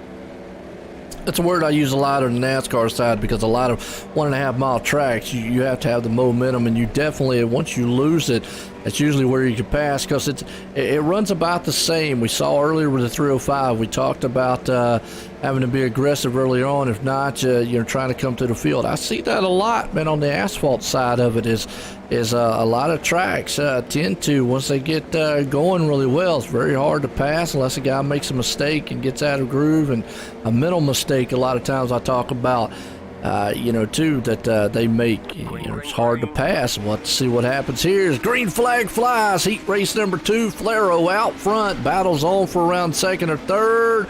The 47, Peppiet got a little bit loose, got into the donuts down there, and bounced it around. He's back in 7th. Oh, we also had a little problem there in turn 3, but we got a nice battle for second between Spees and Jeff Barker. Yes, we do. That's and the leader's upside down. Are you kidding me? Off the donut. He did what you said not to do. Wow, and it flipped that thing end over end. His looked a little more impressive than what you was trying to do there, John. Yeah, I probably should have been trying to go a little faster. I'm in VR, and I'm an old man. You flip around like that. Yeah. I'm liable to get sick on the air, and nobody wants that. All of a sudden we hear John talking. Next thing I knew, he quit. John, you still there? You still? Somebody better call him. But right now, like you said, kind of heating up front, a little bit spread out right now. You got Spees leading, McLaren in second, Barker in third, Cranmer hanging on that last transfer spot there in fourth, and Flero earlier he spun, but he's way back off the pace, back in 5th place. He would need Cranmer to have some problems up front, and pretty much at this point, Cranmer just kind of riding his own race. Yeah, and top three, it looks like they've settled in here. And the big thing about the momentum is, a lot of guys, I know it looks like it on TV how they're kind of kicking the back end out. The more you hang your back out, the more speed you're scrubbing on dirt. I mean, it seems counterintuitive compared to what you see on there. You see guys, like I said, back out, but that back out, especially with these cars, when it starts to come around, they go, and you almost have to come to a stop, and it breaks all your momentum. So you want to keep these, almost asphalt-like straight. Just, barely hang it out and try to drive it as straight as you can. There you go. That's a good explanation on his speeds. Is coming around for the white flag. Final time here for the Howard Hanna Real Estate Heat Race 2. He's coming out of 4. He's going to win it here tonight. McLaren comes home in second. Barker there in third. And we have got Cranmer going to bring it home here in the final transfer spot. That was a heck of a heat race, too. We saw a lot of problems. That's going to probably fold over to the feature here tonight. Let's see these guys come off the track here. Brings us up to heat race number 3. That's the Coast to Coast Racing Team. They've been here since the inception of GForce Racing, and they are definitely a mix of U.S. and Canadian drivers here. Coast to Coast Racing Team. We got Andrew Smith, Kyle Parker there in second, Donovan Ross third, Nicholas Vickery in fourth, GJ Boydell fifth, Patrick Spangler sixth, and John Short hanging on to the 7th spot. And this one is important because of Nicholas Vickery. We talked earlier about the points title, and right now Lane Snook being the points leader, not here. So Vickery has that chance and shot at taking it away and, making it 2 for 2 so far tonight. We'll just have to see how it plays out. Obviously the first thing to do is make that feature. He don't make the feature and goes home, then his hopes are done. But the point difference between the two of them is actually pretty wide. So he's in the opposite position of what he was before. It isn't like he can play it safe here. Yes. He has got to be on it. He needs to be starting as far up front as he can. He doesn't need to get in some points, so you still have to be careful on that side of it to not take points away from you. But he needs points here, so he's got to be on it and get the best he can every race We're going to really, during the warm-up, we're going to really talk about maybe some things that he's going to have to do in the feature really a lot more. We can pass this heat race here because, like what you just brought up there shortly was there's some things that he's going to have to do and be interested as the green flag flies. So first off, obviously he's making the feature, and we'll just see what happens here. He's up to third right now. Andrew Smith's out front. Parker hanging on there in a second. Now Parker won in the 305s. Boy, he'd love to pull off a 2 for 2 win here tonight. We'll see what happens. He's going to battling it out with Andrew Smith right now. Yeah, I didn't see who it was, but someone caught the donuts there on lap 1, rolled over, and they're back. GJ Boydell. So chalk another one up to it. So, but yeah, they're the top 4 now. We're under Branklet here. The track's worn in a little bit, and guys can have fun here and race hard. Yes, can. See Vickery up there on the top side flying. He looks pretty good. Parker out front. That's a battle for the leads. Got Smith hanging on the third. Spangler right back here in the 4th place spot. He's got his hands full with Donovan Ross. Donovan's trying to make his way up, and he can see the transfer spot a couple cars up, so he's really trying to go for it and get up there. It's a good battle right now. Throughout all this, still got Kyle Parker hanging on to the lead, but Vickery's right there. They're door to door. Yeah, they are. As they go through 1 and 2, it's pretty much even. Got to be drag races down these heat races. These guys keep it up. We're going to end up with a drag race to the checkered flag. It is, and I see right now, too, John Short around, crashing, unfortunately, in the back. But right now, it looks like we got some multi-grooves here now. Looks like the high side took it there for Vickery. As you see, Parker climbs up to the top side right now. Yeah, it looks like that. And it's easier to keep your car straight. What I was telling you about, not hanging it out. The further up the track you go, the easier it is to keep it straight and keep your momentum and not scrub speed by having that back end hang out. So Nick's done that, and he made it work, and it's got him the lead so far. It does. And Spangler looking good. Smith right there hanging on the 4th. Parker hanging on the 2nd, but this is exactly what Vickery needs to do. Make sure he's locked in. White flag one more time here for our heat race 3. Oh, look at the third place now. Had a little issue there, and it cost him third. Now he's going to be hanging on to see if he can keep that transfer spot coming around for the checkered flag.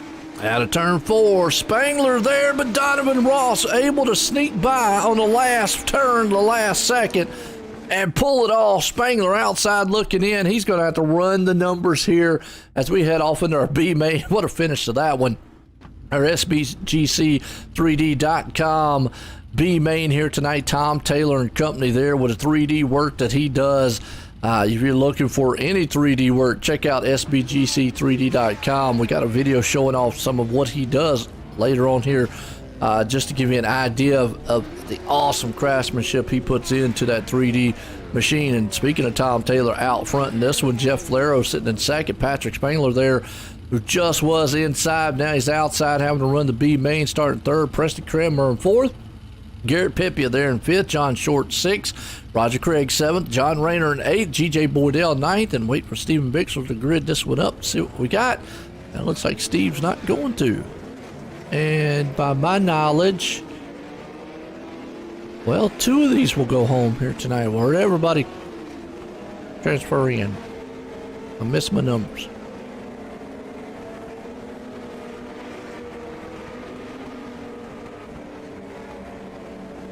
I think John fell asleep on us. I was looking at the points. I didn't fall asleep. My. Checking the points out. I didn't see anybody that has any point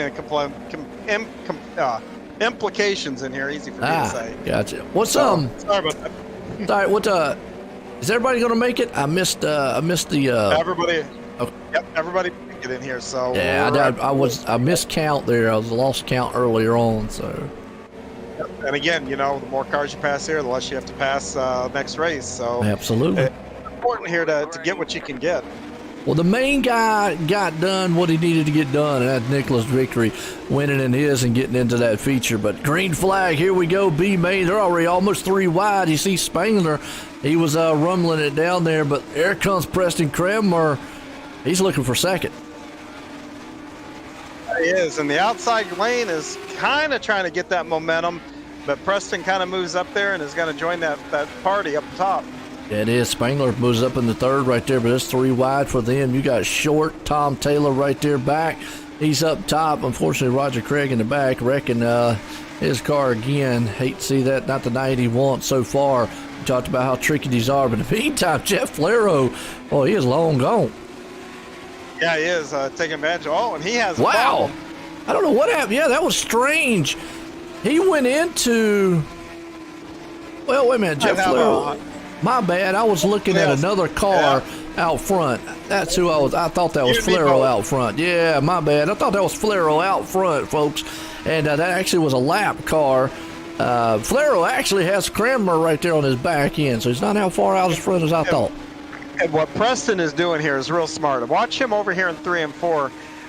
He's already going to be inside of him, but he's been running the high line and then on a corner exit, driving down the hill to get a little bit extra momentum with the car here. See, he's going to go up, and then watch him as he comes out of the corner. Down the hill he goes right there. And that's getting him just enough to draw even with Flero going into 3. There's a good battle here. It might get that slide job on him coming out of 4, and it looks like almost had it complete. They'll still go door to door, but on the top side, Flero's going to fight back. Yeah, still not a whole lot of distance now. It looks like Preston has got it. And he's coming up here, and now he controls the feature from this point on. But a heck of a battle behind them for 3rd and 4th. Yeah, let's go back there. You got Pepit, Spangler still tight for the top spot, but you got Garrett right there hanging to the top side. Spangler down low, and you got Tom Taylor right behind them. That's the case if those two mess up. But, Preston was able to get around, and now he's pulling off just a little bit. And it looks like Pepit's able to pull away from Spangler just a little bit. Preston's really running that line I was talking about, running up high and then just driving down the hill, coming out of the corner. This time he kind of stayed through the middle, but what he was doing was really what you can do. There he goes down the hill just like that out of turn 2. And look at how he just blows by the slower car there. Yeah, and as I said, that back here for that 3rd and 4th place spot as they come around to the final turn. Well, Spangler's there. Drag race. It's going to be Pipia taking it, though. Spangler in 4th. Preston Kramer is going to win this one out here for our B main, SBGC3D.com B main. So what a way to cap this one off, as that pulls us over to our Icon Sim Sports intermission here, folks. And I've said it, if you're looking for a one-of-a-kind chassis sim rig that's going to be built to you, if you're small, big, little, big, whatever, they will build that thing to your liking to fit you and the most comfortable that you possibly can be, but the realest possible experience that you can get at home. Check out iconsimsports.com for all your needs, and proud sponsor here at the Hometown Heroes. We're here live tonight with the GForce Racing League, and everything you need to know about it's on GForceRL.com. There, check it out. Justin Sick, iRacing Photo Driver of the Week. Appreciate Justin Sick coming on board here this season, and we're live tonight here on the GForce Esports on YouTube, OSR Network on Facebook, as always, Monday, Wednesday, Thursday, and Friday. Hit those likes and shares out there. Well, we talked about it, John. And I'm going to bring it up real quick here, because right now the points battle, and the points battle being, it's a unique points battle. It's not like what we saw in the 305s where it was 3 points separating and pretty much Nicholas Vickery and Daniel Vaught. If it, if there had been nose to tail, and it was a really close battle between those two. But in this one, Lane Snook obviously been out last several weeks and whatnot, but he still owns the points title or lead, here in these Dirt Legends, and his lead is he has 238 points wise. Nicholas Vickery has 218. Now that's a 20-point difference. Not knowing, again, if I go back on the how the points are. I mean, obviously I'm a NASCAR guy. I know that every position's one position, 1 point. But without knowing the bonus points, which I usually don't get into that because we won't know that till after, Nicholas Vickery does have an uphill battle here, John. We know that. Now, he made the feature, and he's looking pretty good sitting in the feature. But I still feel like his goal, one, like you spoke of, is get as many positions as he can, but probably ultimately to win that feature. Yeah, right now, Nick, looking at the points, so there's a 20-point difference here, and I think, first of all, you get 20 for just making the feature, I believe, or something. So right now, he's in the catbird seat, unless he wrecks out here or gets more incident points than what he gets points. So right now, he did what he needed to do in the heat race, looking at it. And once he got through his heat race, now he controls his destiny here. Okay. All right. That's good to know. See, that's the thing that I wasn't aware of, is how the points definitely go, or how the points, fan out or whatnot. So once he made the feature, and I had to go back. That's why I was looking also when I got quiet there a few minutes ago to make sure I was going to be right in saying that. Once he made the feature, that where do you find that out at? I went and I looked at some of the past results, and I looked to see how many points, minimum points, were awarded for the feature.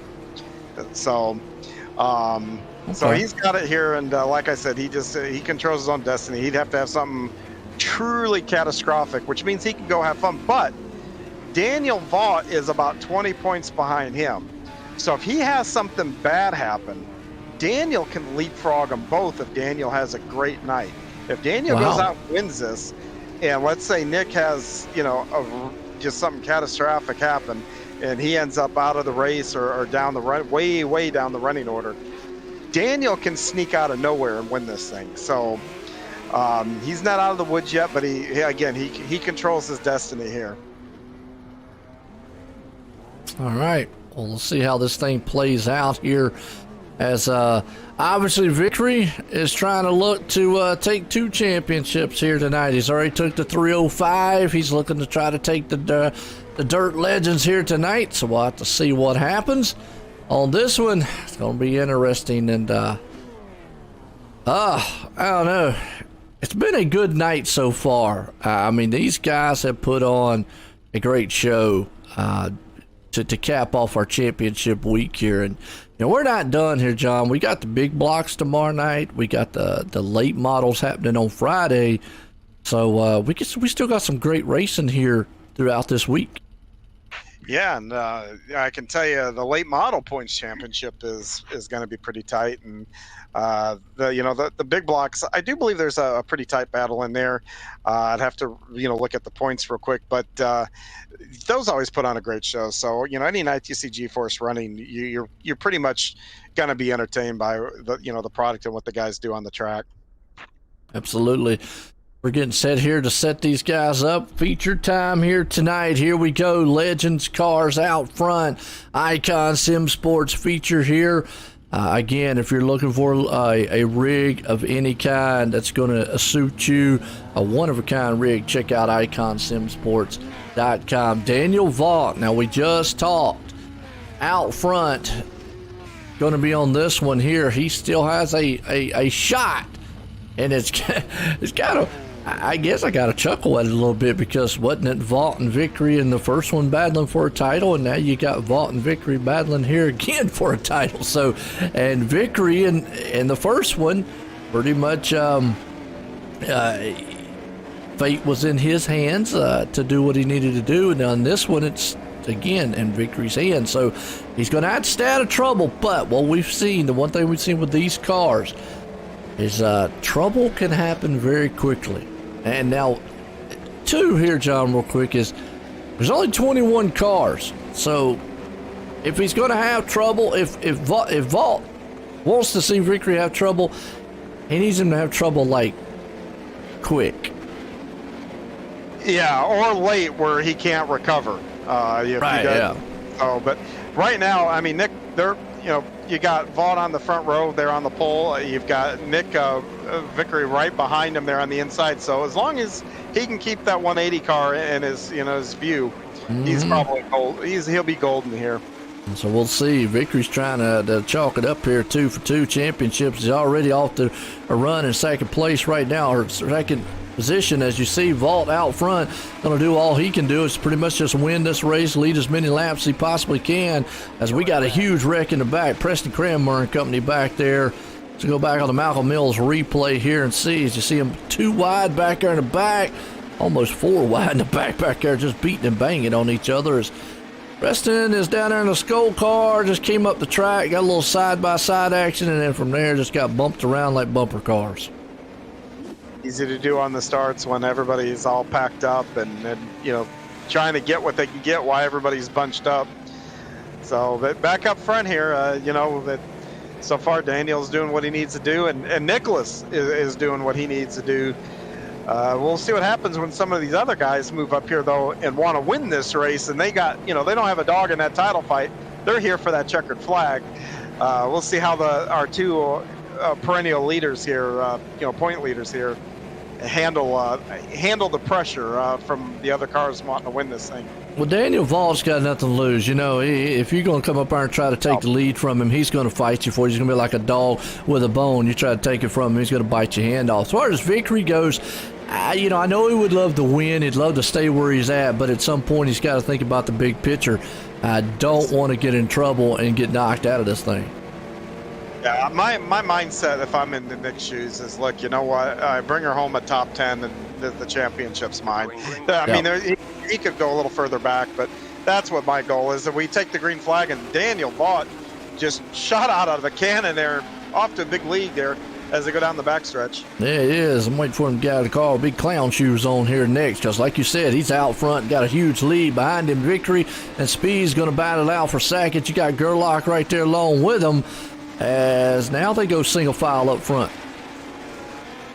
Yeah, a single file, and pretty much through the pack right now. You got a couple battles back further in the pack right now, but all eyes are up front with your two perennial point leaders, first and third. And we got a little trouble back in the pack over in 3 and 4. Number 5, Donovan Ross, was a little wiggly back there.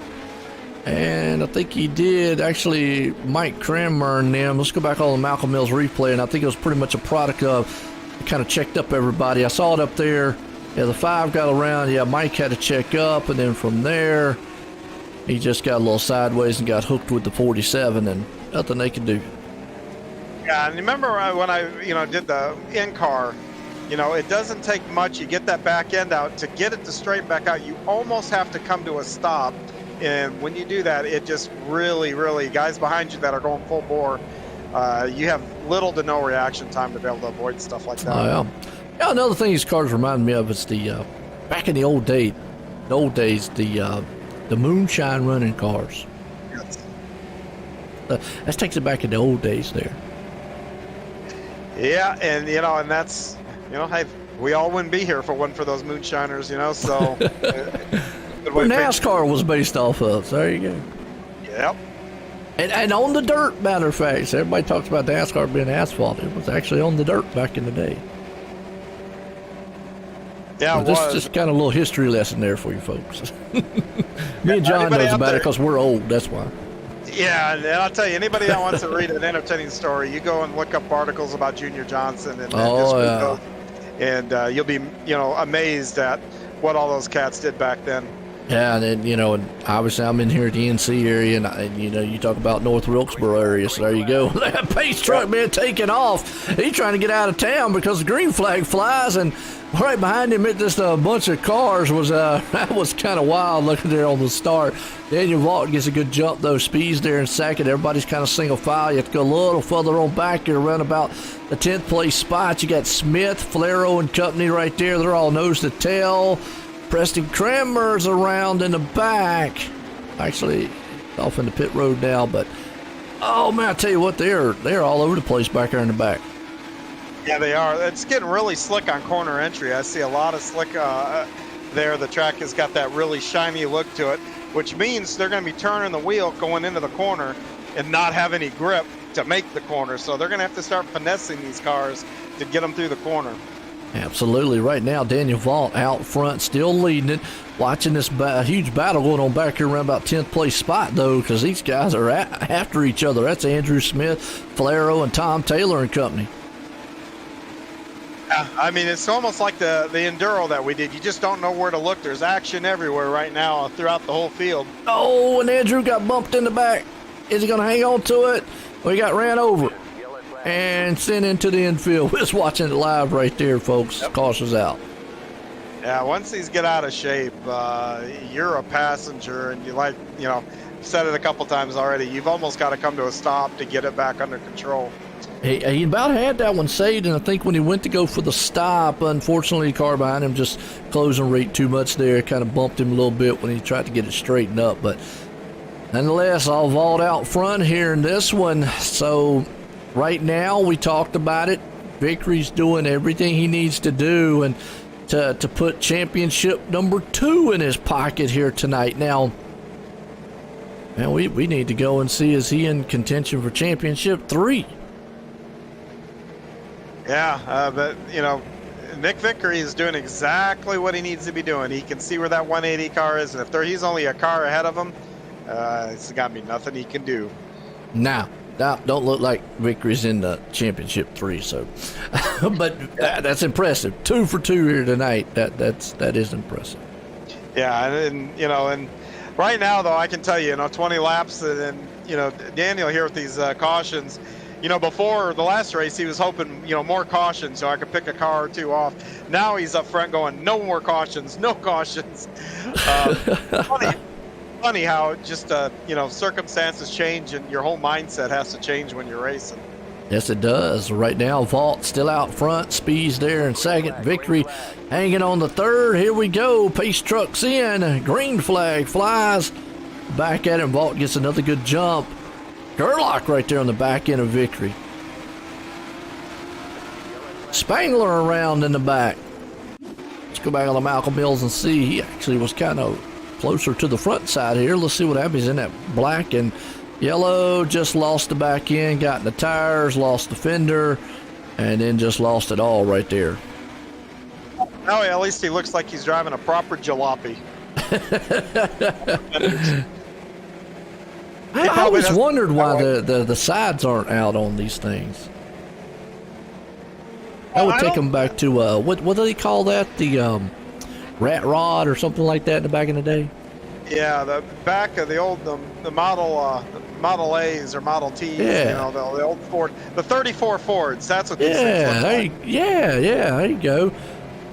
And what they had the sides open on those. And I guess the reason they don't have sides open is good. I mean, being on dirt, the dirt would get it. Well, I wasn't going to say would get into the motor, but then even their bigger brothers back in the day, they had the fenders on them like they do here.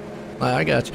Well, I was about to say to get in the motor, but then again, that's irrelevant because wing sprints, the motor's pretty much open. So yeah, you just have to clean her up after the races. You know, clean the valve springs. You know, clean the sparks and. Imagine how much dirt is inside those things too. Wow. So that's one of them other tech days that we talk about is green flag flies. Here we go. Daniel Vault out front, Speed's there in second. I can say something about that. We, for one night, just for giggles, after a feature, we took the late model, we weighed it to see what it weighed, and then we took it and we cleaned it off, got all the dirt out of it, and it took off 53 pounds of dirt. It's amazing the motor still run with that kind of dirt because it's going to get through the filter no matter what. But yeah, it's just wild, that amazing technology, what it can do. And so far, these guys change the oil. Got to change the oil. Yeah. So there you go. Vault out front leading it, but man, he's got speeds all over his back end. Yeah, he does. And Steven, he'd like to win. Those are two teammates there, so Steven's not going to put him in a bad spot as we get another caution for Boydell. GJ Boydell. Let's go back on Malcolm Mills replay and see. Got a feeling he might have just been a victim here. They were through. Well, no, he lost it. Coming out of the turn, it just kept going around and around and around. I might have clipped him there, but he was able to avoid a little contact. But all right, that's what I goes back. You just gotta get out of. I mean, every other car, if you lift and kind of work the throttle, you can steer out of those things. These cars, once they start to come around, you've really got to take drastic measures to catch it, and you got to be real disciplined to do it. Not even the best of them can do it every time. I mean, that's how difficult it is. Absolutely. Right now, you've got your top three, which is Vault, Speeds, and Victory. And Victory obviously looking to try to take title number 2 here tonight, and he's going to be interviewed up if he stays in that third place. He's going to talk to on third and talk to later on. I'll tell you what, he's a celebrity. Yeah, I'm sure he'll be selling some T-shirts at his trailer on a night like this. Absolutely. Get set, single file. I get a kick out of these restarts here. Watch that pace truck. It kicks it in high gear and takes off, and then the cars are following along behind him. So there we go. It's green flag flies. Walt gets a good jump out front. Yeah, that old pace car, you can't even catch him in a 410. So that. I don't know what he's got under the hood, but it moves. It does. As soon as that thing says it's green, he's gone. But boy, here comes Josh Gerlach. He's got other plans. And smart move by Victory right there. Normally, you'd see a guy just fight for that position back. I think Victory understands that right now, if Gerlach makes a mistake, sure, I'll get back up there and get it. But, don't try anything crazy right here. Not with Vault leading. You sure don't want to do that. We got another incident along the back. Spangler. Patrick Spangler. Let's go back on the replay here and see Malcolm Mills replay. Bob DeGood was involved in that one here. As you see, Patrick's right down there on the low line. Looks like Bob DeGood got a little bit shaken coming off the turn, and then them two guys just got in contact with each other. Yeah, that's just the case. Bob started to lose the back end and just drove down the track to try to catch it. And Spangler's just at the wrong place at the wrong time. A racing deal. Neither guy did anything wrong there. It's just, like I said, the victim of circumstance for Spangler. And Bob actually did a good job of just not losing it there and just needed some room to catch it. And you talked about earlier, you were talking about how easy it is to lose the back end. It's a perfect example. We saw right there, just lost it coming out of the turn. Most of the time we've seen, you were talking about it down low and then catching those, I call them the donuts, but the tires on the inside. And we've seen that a couple times tonight too. Yeah, and we covered it in the pre-race. So, from time to time, it's nice to see that might actually, I might be right on a couple things. Doesn't happen very often. Ask my wife, and it never happens. But that's women for you. So we'll keep that here on the broadcast because at least my wife don't watch the broadcast, so I'm safe. I know a lot of you guys, y'all might not be. So the green flag flies. We're back racing. John's going to hush up on that subject. Oh, Daniel man. once again jumps out to a nice start here, and gonna be controlling the lead here, coming through 3 and 4. He is. Daniel's been in control of that lead all night long. Speed's right there behind him. You got Gerlach hanging on the third. Victory's following the fourth. And, he's just doing what he needs to do to hang on to the championship. But here comes Kyle Parker, Jeff Falero and company. You go behind them, and, Donovan Ross in the tire hard. Wow, he hit the big one. Yeah, that one, that's a tough one to hit. And it stopped him cold. Yeah, I think I hit the big one going into 1 last week, and yeah, I just You kind and of got Roger, yeah, y'all tangled up with each other. Yep. Roger did tell me before the pre-race that he had some VR problems, so I didn't know Roger was in VR. Yeah, actually we all were. It seems like I was talking to Preston too, because when I lost the lead last week, I was coming out of turn 2, and my screen just did a weird blip, blink or whatever, and it got me crossed up, and they went around the outside of me, and so I don't know if iRacing was having some technical issues last week or what the deal was. And I know they're doing that NASCAR live race right now, so it's a lot of traffic on the surface, and might have caused that, but who knows? Yeah, I'm with you on it. Either way, it's wild y'all all on the VR though. So yeah, that's why I'm glad I didn't flip it when I was doing that earlier, because like I said, I'm an old it just wouldn't look good on the broadcast. I start yakking all over the microphone. Yeah, that would. Anyway, John will be back with us here shortly, folks. Oh, green flag back out again. It's all Daniel Vault here and these legends here tonight for our season finale. We got championship week here, folks, for the Icon Sim Sports Hometown Hero. It's a battle up front. Steven Spees there in second. Josh Gerlach hanging on to the third place spot. Nicholas Vickery, he's trying to make it 2 for 2 title-wise here tonight. He was a 305 champion earlier on. Earlier tonight we saw he's trying to put it at another championship there on his table here, so we'll have to see. He's right now running in the 4th place spot. Yeah, and still he's doing what he needs to be doing. He's driving a smart race, and that's battle for the lead. Oh yeah, wow. Speed sends I it in there. I didn't see anything that Vault did wrong right there. It just looked like Spees was able to get in. Here comes Gerlach. Now this is what Vickery might want to see as they come out of 4, final time, checkered flag. Man, looks like Spees is going to get it. Vault's got it. Gerlach's there. That was a wild one there to finish that one. Yeah, not about that. A gambler 1-2. So like to see that from my standpoint, but what a great race there. Absolutely. So you got Gerlach, Vault, Spees, top 3. Let's see if we can't get some of these guys up here and get a word with him. That was like you said, that was a good run there. Fantastic race.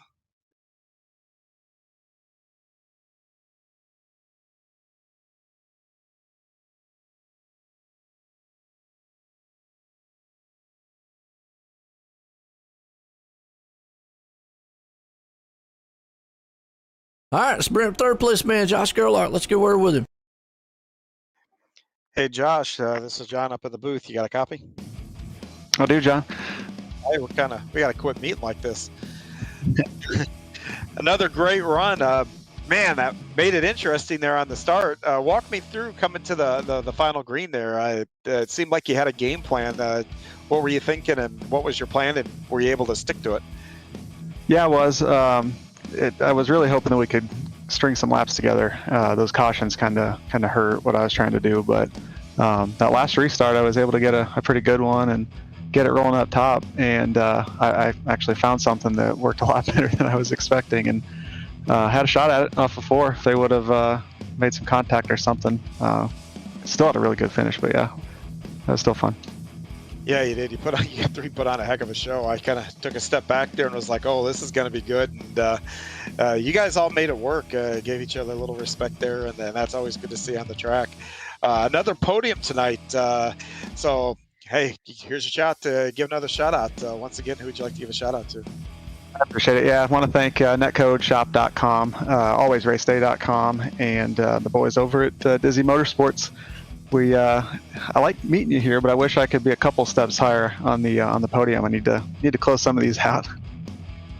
Yeah, hey, you've closed enough of them out, so I'm sure it won't be long before you're closing them out again here. A good way to go into the little bit of an off season that we get between them here. So hopefully we see you back next season. Once again, that is Josh Gerlach, our third place finisher tonight. There you go. Josh right there been doing an outstanding job with that Dizzy Motorsports team, pulling it off here in third. Well, Daniel Vault, next man up here. Let's get a word with him. Hey, Daniel Vaught, this is John up in the booth. You got a copy? Hey, John, how's it going tonight? Oh, heck, man. You guys put on a heck of a show there at the end. First of all, nice to see a gambler 1-2. I always like to see that.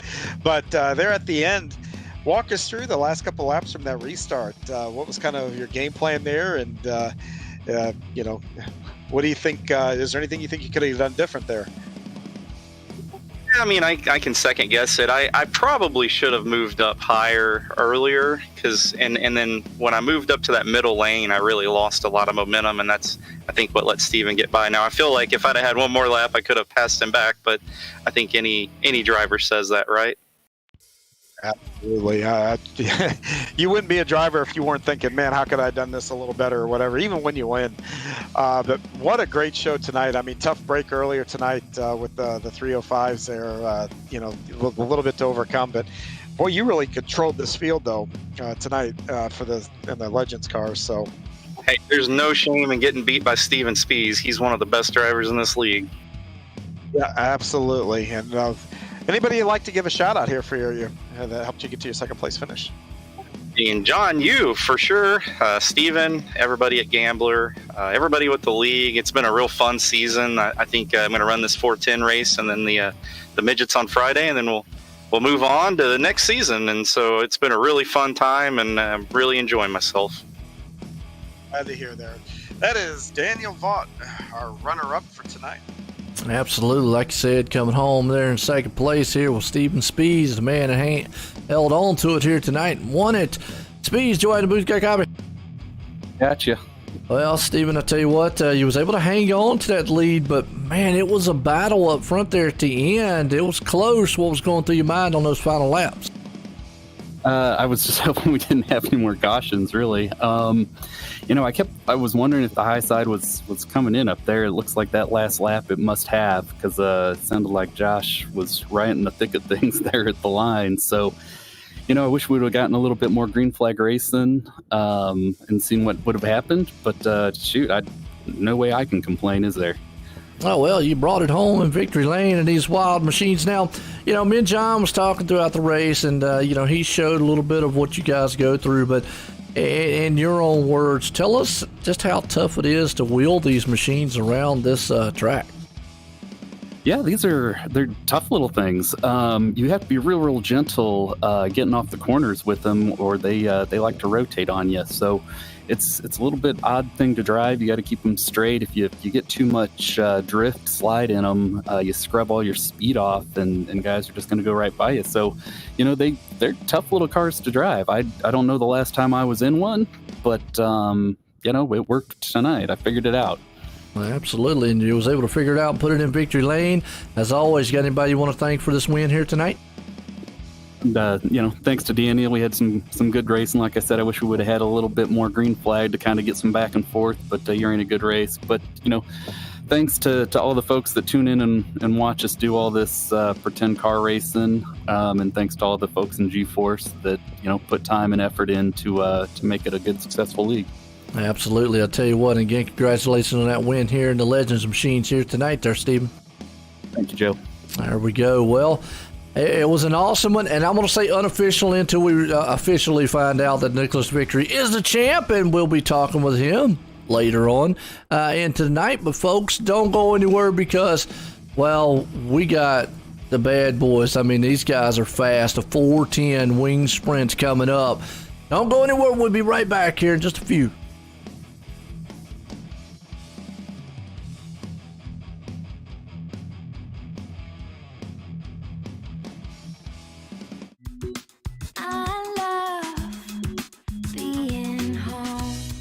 all starts with the right house.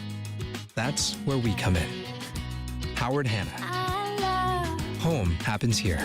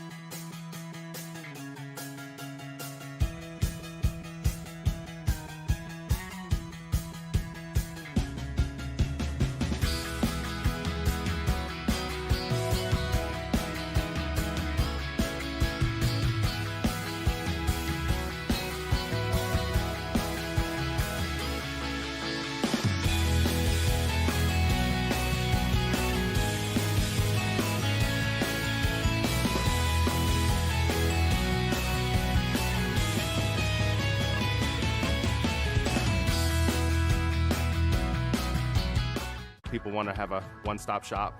They need us for now all these different services, not just the heating and air side. When things are going wrong, you want the company that's going to be able to get things done as fast as possible for you. Today we're going to be in over 600 homes. What the customers can count on is we're going to send a competent person to your home with a vehicle that's stocked and prepared. We're going to do what's right.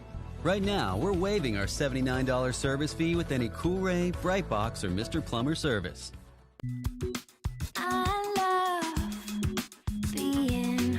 From finding the perfect house to making it your home, we'll be with you every step of the way. Howard Hanna. Home happens here.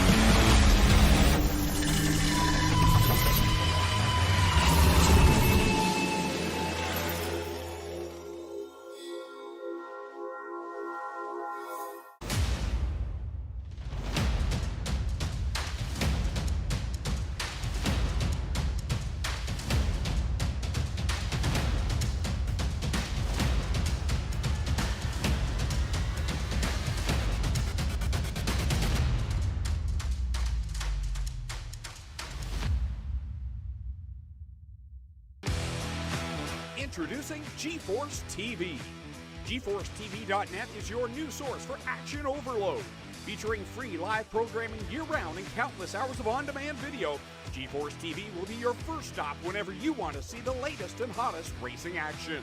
See live Friday Night Excitement weekly from Washougal Speedway, and watch the stars of tomorrow make a name for themselves during Thursday night's live microsprint racing. GForce TV is also the new home for Rivals Race Chat.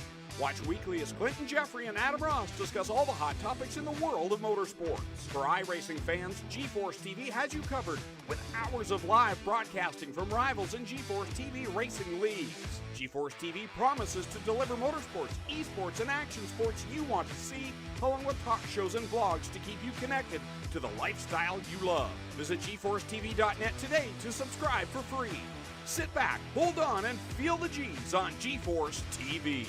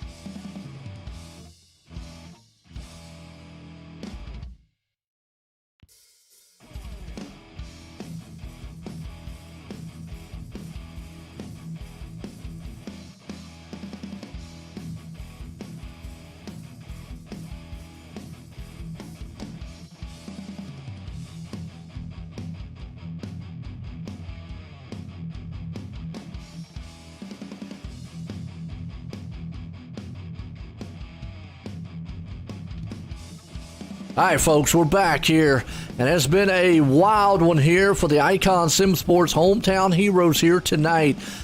We've had the 305s, we've had the Legends, and it's been a night for Nicholas Vickery, one that he's not going to forget because, from our knowledge, obviously we know he's got one championship, but now he's got two here in the bag. But these are the big dogs, 410 wing sprints, and as always, we got John Hine here. And he's out on the track, folks, and he's going to give us our in-depth on-the-track report of what these guys are going to see, maybe some of the lines that they're going to take, and maybe some of the trouble areas that they're going to look for. John, you out there on the track? I am, and boy, these are a lot different than those Legend cars. But, the track is still the same, but we're going to attack it a little differently here. As I come down here into 3, if you want to run the bottom, you can really hook the bottom in these and just use your throttle to get around. And this is going to be where a lot of guys are going to be in the first part of the heat race, probably like heat 1. All the way down here is where these guys will be, about right here on the track to really get a nice run. But right now, as you see the track conditions, this is what we're going to be tackling in the feature. And you can run up through the middle here, get good runs down the straightaway, still have a lot of, grip here coming through the corners. And then even up top here, and this is going to be the preferable line, and they're going to checkered flag me on this, but yep, there they go. But they can, you can get a really, really good line. If you come back to me, look, watch for my times, and I can finish that up here right after I qualify. Okay. Yeah, we're going to let John get up there and qualify real fast. Actually, we'll ride along with him on his qualifying time and see what kind of a quick lap time he does. But this is the VMR wraps. Qualifying here tonight if you want to look good, and obviously we were just in the Gambler Motorsports pre-race show, and definitely check out Gambler Motorsports. John Hine, part of that, runs a great organization over there. They do asphalt, dirt, the endurance style races. Check them out on Facebook. As always, Gambler Motorsports with the VMR wraps here tonight. It's like I say, riding along here with John. He explained some of the trouble areas that these guys are going to have to look out for, explained some of the lines that they want to use, and right now we're showing off maybe some of the fast lines that he's looking out for here. As his qualifying, he laid down quick time of 11:54. Boy, he put exactly the same as Blake Chapman, but Chapman beat him out. Man, just by a little bit. Wow. I'm gonna have to go down to Chapman's pit and figure out who he's paying. Oh, now he got a little better, so now I can't be mad anymore. Oh yeah, 11:51 quick time for Chapman. Let me go back to what I was saying here if you're still with me. Yeah. I can run up high here in the feature. This is what you're going to look for, guys, all the way up here. And I can tell you, I'm going to slow down here a little bit. And this will give you perspective here. Slow down. We're up here. That wall is right there. I mean, there's little chance for air here. And you've got to really manage the throttle not to get yourself in trouble. In this area here, you get some tack, but it's the same down here on both ends. You'll come down this straightaway and almost aim for those white tires, but at the last second you turn and hook right up here, and once again out. But you see where this wall sticks out right here? This, before the night's out, is going to get guys in trouble. This comes out, and if you hit it, you're going to put you into this wall, and if there's people to the inside of you, you're going to create a melee. So let's see if I can, on the Legends, I had a hard time turning the car over. I probably won't in this car, but if you get up here and you overcook it, if you look here, that wall comes out quickly, and then there you go. Yeah. Not hard to do. And upside down. Boom. Yep. Like you said, we've seen it many a times. Like you said, the guys just get, out of shape, and the car almost looks like it kind of just gets tight, shoots straight up in that wall. So definitely something we'll keep an eye on here tonight. But the 410 wing sprints here tonight, folks. Well, real quick, while they're going through their drivers meeting, let's bring up the points here for the 410 wing sprints here for the hometown heroes. And Blake Chapman, well, he's on pole right now, but he's also out front leading the points. He's got 586. He's got a huge monster lead over Kyle Parker. I just don't see any, I'm not going to say it's not impossible, but it probably is, any way that Kyle Parker could leapfrog him If he gets the pole, if he grabs the pole here with the bonus points, it's impossible at that point. He can relax and enjoy the rest of his night. But if you go down to fourth, fifth, I don't know if Brian Moore Sr. is here or not, but you got Jeffrey Barker sitting there in fourth at 387. Yeah. You got Brian Moore there at 379, and then Brian Moore Jr. 366. So, and hey, even yours truly here is right there at 360. So there is a Can they tight leapfrog Lane for third? Barker, that's 36. But Jeff would have to have a perfect night to do it. But I would have to think that Brian, the two Moores, and myself, everybody else. Now I think that shows you how strong Lane was. Early part of the season here. Nobody's gonna be able to get to him, and Kyle. None of us are gonna be able to get to Kyle. So first and second here is already settled, but. You got some other things going on through the field, but here's the thing. This kind of unlocks guys to just go for it. Nothing on the line. They don't have to points race here where they might have been points racing last week to make sure that, coming in, they were in a good spot. Now, man, this is like an all-star race. You just go for it, you win it or wear it, no consequence. You can really, really go for it. I mean, you don't want to run over guys to do it, but there is a little sense of freedom there that you don't have to worry about some of the things that you normally would. We talked all night long, because it's been a really battle between Vault and Victory. And, Victory, it seems like every time he's turned around, he's had Vault right there on his back end, and he's had to really, to the end, fight for that title to win him. But like what you just said, as far as Blake goes, it's pretty much walking apart. It's a done deal here coming in. So, that's a refreshing thing because now he can just pretty much have fun here in this last one, knowing he's coming in as a champ. I usually don't like, saying he's a champ, but points don't lie. As we're getting set for Heat Race 1, A&J Custom Creations out front here, folks. As A&J Custom Creations, check out Andy Patton and company over there on Facebook and on GForceRL.com. Because the CNC machinery and the plaques and the trophies that he does for GForce Racing, and if you're in a league and you're looking for somebody to do plaques and trophies, definitely hit up A&J Custom Creations. It's just top-notch work there that Andy does. As Preston Cranmer puts it out front, we got McLaren's going to be sitting in second, Chapman's up in the third. This one, Jamie McCarron there in fourth, Nicholas Vickery fifth, Nathan Aldridge sixth, Chris Steele seventh, Garrett Pepe at 8, and Tom Taylor rounds out the ninth place spot here. So here we go. 410 wing sprints. These are about the biggest and baddest you can get when it comes to a wing sprint style car on the dirt side of things, whether it be real or virtual. Yeah, these things are fire-breathing monsters and have a lot of power, and they're quick. You got to be on top of your game, especially when it slicks off, to keep ahead of the car and not lose it, that kind of stuff. But they are fun to drive, Joe. They're a lot of fun.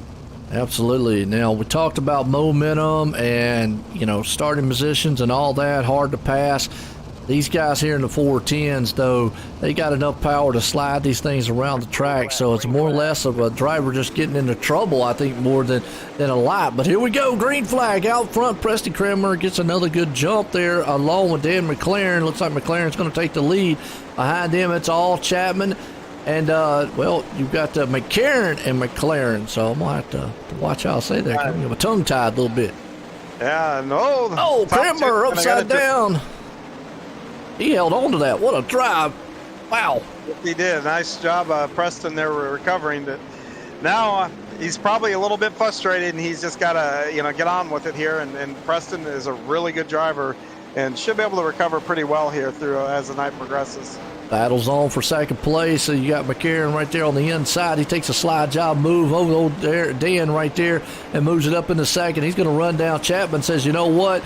I might have run in here with the championship, but I want to win this thing tonight. He's out front and leading it so far. Chris Steele hanging on to that fourth and final transfer spot. He's going to try to close in on the back end of McLaren there as Victory's outside looking in. Yeah, the second, third, and fourth, they're right under a blanket there, and we'll see how this shakes out. And it looks like they're trying a couple different lines there for that third and fourth spot.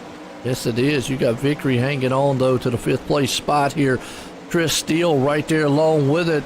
As the white flag flies, all Chapman out front right now. Blake's dominated this race. He's had a great season here and is going to be well deserving of how this thing shakes out later tonight.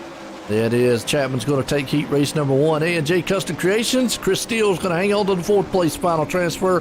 McCarron comes in 2nd. McLaren there in 3rd. As that was a good heat race number 1. As it puts us in heat race 2. Howard Hanna Real Estate, the number 1 family-owned and operated independent broker here. If you need anything done real estate-wise, whether it's commercial or residential, check out the number 1 in the U.S. there, Howard Hanna Real Estate. As you got Jeffrey Barker out front, Brian Moore Sr., Stephen Spees in 3rd, Donovan Ross there in 4th, John Short 5th, J.P. Scheider, I hope I said that right, but in 6th, Jeff Flaro there in 7th, and Stephen Bixler in 8th. That's a difficult name there, but Scheider, maybe he can get up here and be top 3, and we can have him here later tonight. Absolutely. So here we go.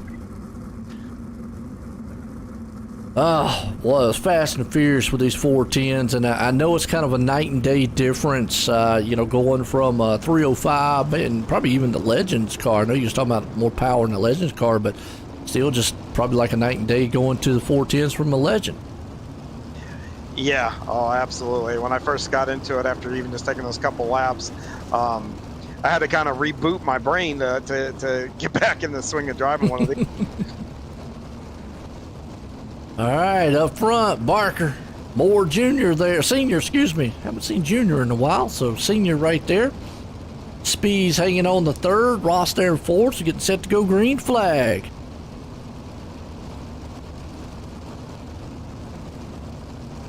Appreciate everybody tuning in here, the Hometown Heroes here tonight.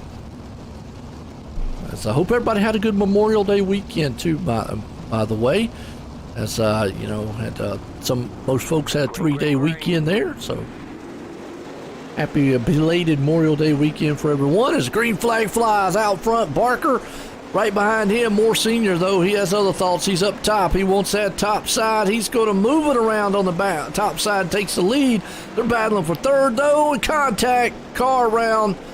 That was Ross in the wall.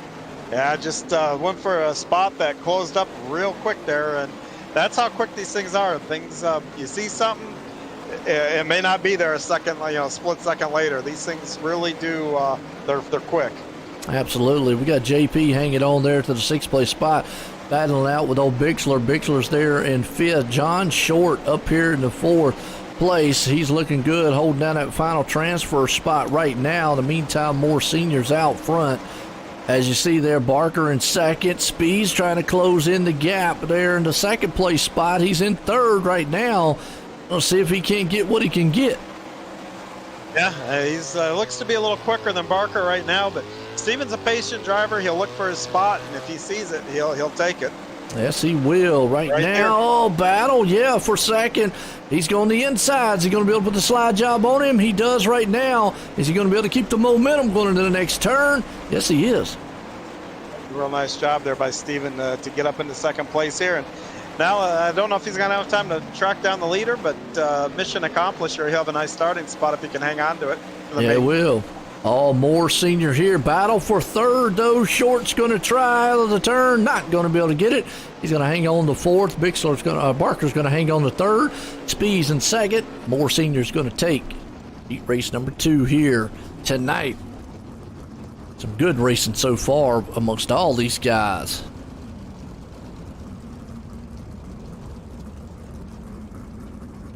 All right, that should throw us over to heat race number 3. Right, Coast to Coast Racing Team here, made up of USA and Canada-based drivers.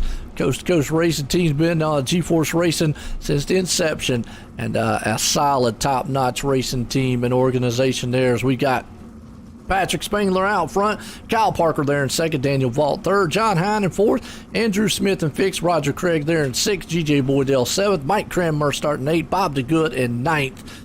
As here we go. 410 wing sprint. Looks like Bob DeGood did not grid up. I hate to see that, but he should have an opportunity to come back, run the B, and I don't know how many guys show up tonight. Oh. It might even be good for the A. I forgot you were in this one. My bad. No, I'm not racing yet. All right, well, John's out there cruising around. Let's see what he can do in that cruiseshopfw.com. I always say, does he got a speedboat or tugboat here tonight? Or has he got bumper boats? So we'll just have to see what happens to him here. He's in 4th place, folks. Here we go. Heat race number 3 has been an exciting night here, championship week, with the hometown heroes here, the Icon Sim Sports hometown hero. Patrick Spangler out front, Kyle Parker, Daniel Vault, pace truck sitting around really slow. We'll see what the pace truck does this time. I always get a kick out of that thing. It just takes off, and then even the 410s can't run him down. So here we go, green flag. We're out racing. It's already side by side. You see Spangler take it. They're 3 wide, though, behind him for a moment. As Spangler gets up in the wall, Vault takes the top side with a slider. They're 3 wide there for second. Here comes Hine down on the inside for a moment. Contact, car in the wall. Vault's upside down, flipping, crashing. A little contact for Kyle Parker. Got in the back of Hine. Just a little bit of a tap there. John was able to hang on to it and go straight. Parker got out of shape and unfortunately fell way back. In the meantime, Spangler's out front. Andrew Smith and G.J. Boydell, is upside down barrel rolling on the front stretch back there. Roger Craig, don't say it, but he's up to 5th so far. He's trying to get that last final transfer spot over Kyle Parker. He's right there on the inside, so that's a battle right now on the track. Because the meantime, you got Spangler out front, Hine in 2nd, Smith in 3rd, Parker in 4th. You've got Craig right there hanging on the 5th, Mike Krimmer behind him in 6th, and unfortunately Boydell, Vault, and DeGood all out of this one right now. Looks like Craig has fallen off the pace a little bit from Parker. Parker's moving away. Parker now is trying to close in on the back end. Smith, as everybody's singing, and Parker bounced it off the wall. Huge. That's going to knock down his momentum. Glad it's white flag because he's got one more time around. He does that again, though. He's going to give up that final transfer spot as Spangler, in the meantime, out of 4. Hines not close enough to close the gap. Spangler's going to win it here. Hines coming in 2nd, Smith in 3rd. Kyle Parker's going to round out the top 4 here tonight and get that last transfer spot for our heat race number 3, coast-to-coast sim racing team. That puts us up in the B main, folks. SBGC3D.com. B main here. Tom Taylor and Company. If you're looking for 3D work done, any kind of printing, from cosplay to any kind of tracks or any layouts, check out the SBGC3D.com. And Nicholas Vickery out front. We got Steven Bixler there in 2nd. Roger Craig's going to start 3rd. Garrett Pepe at 4th. Jeff Flair 5th. Mike Krimmer 6th. Preston Krimmer 7th. Donovan Ross up in the 8th. G.J. Boydell 9th. Nathan Aldridge in 10th. JP right there in 11th. Daniel Vault 12th. Tom Taylor in 13th. Looks like Bob DeGood again. Not going to grid it up here. So maybe some issues on Bob's part, unfortunately, here tonight. As Nicholas isn't gridded yet either. Waiting for a pole sitter. He's already started his party early for championship. Maybe so. It's unusual here. I see that. He's not gridding. He didn't grid. Wow. No, and I'm going to tell you, I don't know how many guys made the call here, but we're only taking 12. Let me count them up here. And we only got 12. 6, 8, 10. Yeah.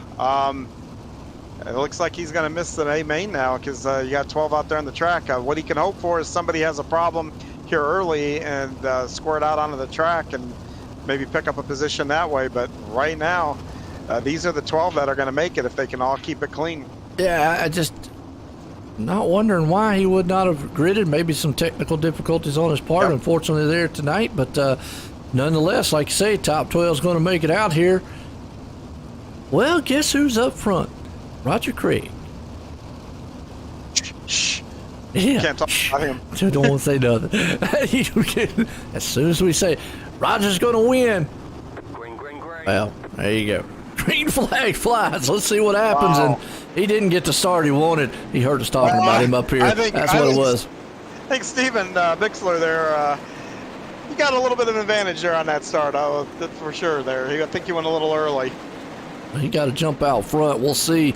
Oh, Roger right now is in a pack right there with Cranmer, Flaro, and company as Bixler gets up 3 wide here for second. Oh, Craig's in trouble. And he's in the pits. Yeah, and both those guys need to get themselves back out on the track, so one of these other guys that didn't grid, there's enough time for them to get back out here and leapfrog them. So both those guys need to drive through the pits and get back on the track. Yeah, so it looks like Craig's in, Flaro's in. We'll see. I think they're going to come back on. Yep. Roger went and looked like he probably got a quick repair, and he might be coming back out here. Very smart. He's out. Both guys. All right, good deal. Well, in the meantime, we got a battle for second here. Bixler and Ross are closing in because Pepiot right now has just walked away up front. You got Cranmer back here along with JP. Those guys are racing now for 4th and 5th. GJ Boydell's up to 6th. But Donovan Ross trying to give Bixler everything he can for that second place spot right now. Yeah, you don't see Garrett in the B mains too often here, so this is kind of almost an advantage for him because he's going to get a little more track time. But everybody's kind of strung out here, and maybe they've all figured out that they're all in. Let's just make some laps here. Yes, it is right there. You got a good battle around 7th, 8th place spot. Mike Cranmer, Daniel Vaught. Vaught's trying to run that low line, and you got Cranmer up top there. Kind of a throwback to Jeff Gordon days. It's always cool. I always like it when somebody comes out with a throwback and sees on there. That's one of those where we were talking about sitting on the grid, seeing somebody up in the car and being jealous. Cranmer's around. Cranmer on the final turn of the final lap. He was in 3rd place, spun it around, and is going to be way back in 10th. Good thing he's going to hang on, but Donovan Ross is going to come home in 3rd. Garrett Pepiot's going to win this thing, but sorry about that job, but man, on the last turn, Cranmer tried to shove it on the inside. It just didn't work or didn't hold. Going back, I just looked at it again, and Donovan Ross had a real problem and went through a little bit of the infield and slid back on the track, and Preston just had nowhere to go. Yeah. Well, that brings us up here to our Icon Sim Sports intermission here, folks. As always, proud sponsor here for the hometown heroes, Icon Sim Sports. And if you're looking for a rig, one-of-a-kind rig that is, no matter what you are, Icon Sim Sports will definitely get you hooked up. And as always, we're live tonight here for the GForce Racing League at GForceRL.com. Check out everything you need to know there at GForceRL.com. Justy Sick, iRacing Photo Driver of the Week. Appreciate Justy Sick coming on board here all season long. And we're live tonight here on the GForce Esports on YouTube, OSR Network on Facebook, Monday, Wednesday, Thursday, and Friday nights here tonight, and it has been a outstanding race so far, folks. Don't go anywhere. We're going to be right back here in just a few.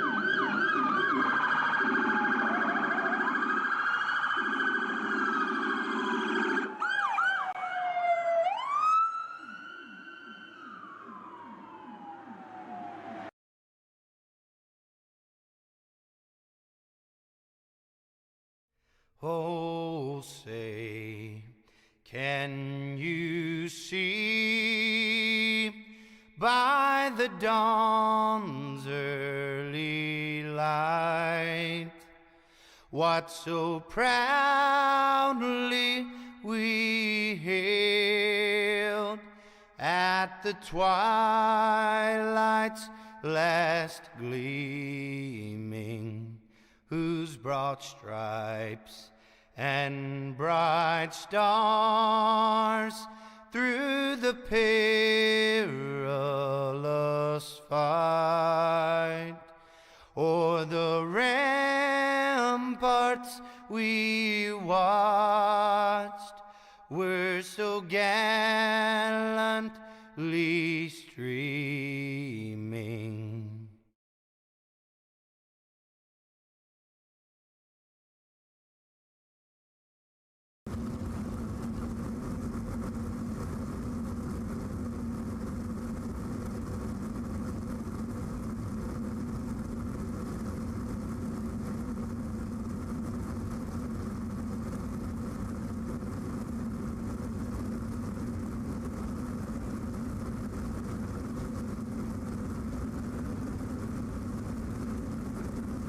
All right, folks, here. Sorry about that. I had to cut the national anthem a little short there. Normally we have the 5 minutes, but with a little 3-minute warm-up. Hey, sometimes quick is good. But as always, we're here for our feature here tonight, and we talked about it is championship week, 410 wing sprint. We got Blake Chapman, who pretty much has a monster lead, and well, right now he's out front. He won his feature. Won his heat, excuse me. Now he's out on the pole here tonight for the Icon Sim Sports feature. If he wins it here tonight too, definitely championship wise, pretty much it's all him. So we'll have to see if he can put it in a 410 wing sprint in the winner circles too. So we're getting set here to go green flag here tonight. Final time here for the season.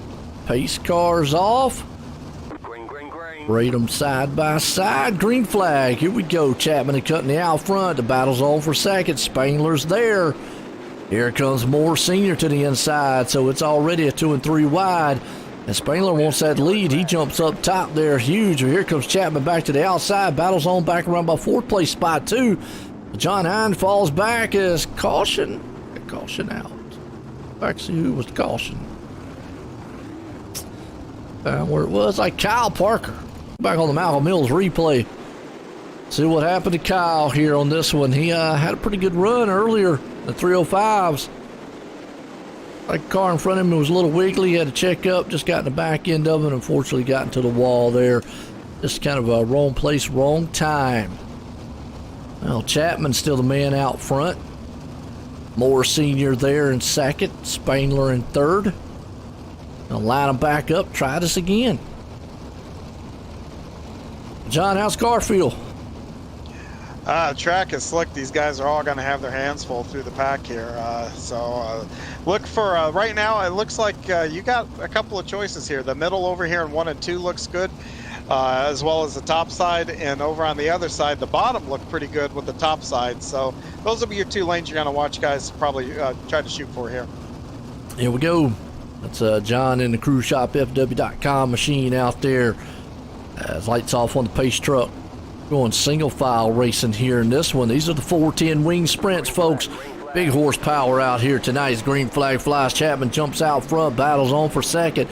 You got Spangler down low, trying to put a slider on the inside there. Moore Sr. can't get it done for the moment. As McLaren right there along with them. Well, they're almost going to try to take it 3 wide up front. And behind them, there's a good battle between Spees. Moore Sr. off the pace. He hangs on to it. No, he don't. He gets clobbered in the back, and he's upside down. Caution out. He had it held there for a moment, and then just another car came around as he was trying to get it straightened back up. No harm, no foul, but it's wrong place, wrong time there. So that's some close quarter racing out there, John, right now. It is, and we're early on here, and it looks like at least up front here, guys are testing the waters with different lanes. that's, the track has changed a little bit, even from when we had that warm up 5 minutes ago. And you don't know exactly how your car is going to react quite.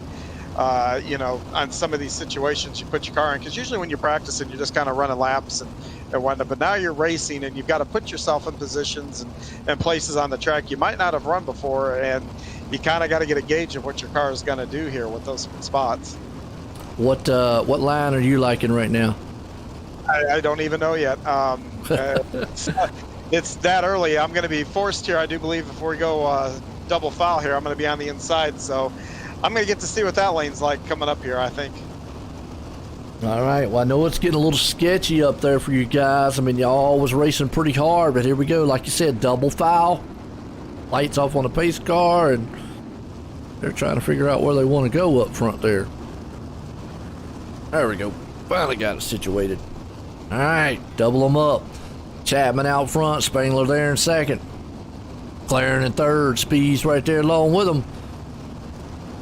Pace truck's off, green flag, and Chapman, he says, long go, car around into the green. That's McCarron. Wow, no caution because he went to the infield. But boom, I'll tell you what, you want to talk about 3 wide back in the back of the pack, 4 wide out of the turn, Garrett Pepiot. That's around about 8th and 9th place spot.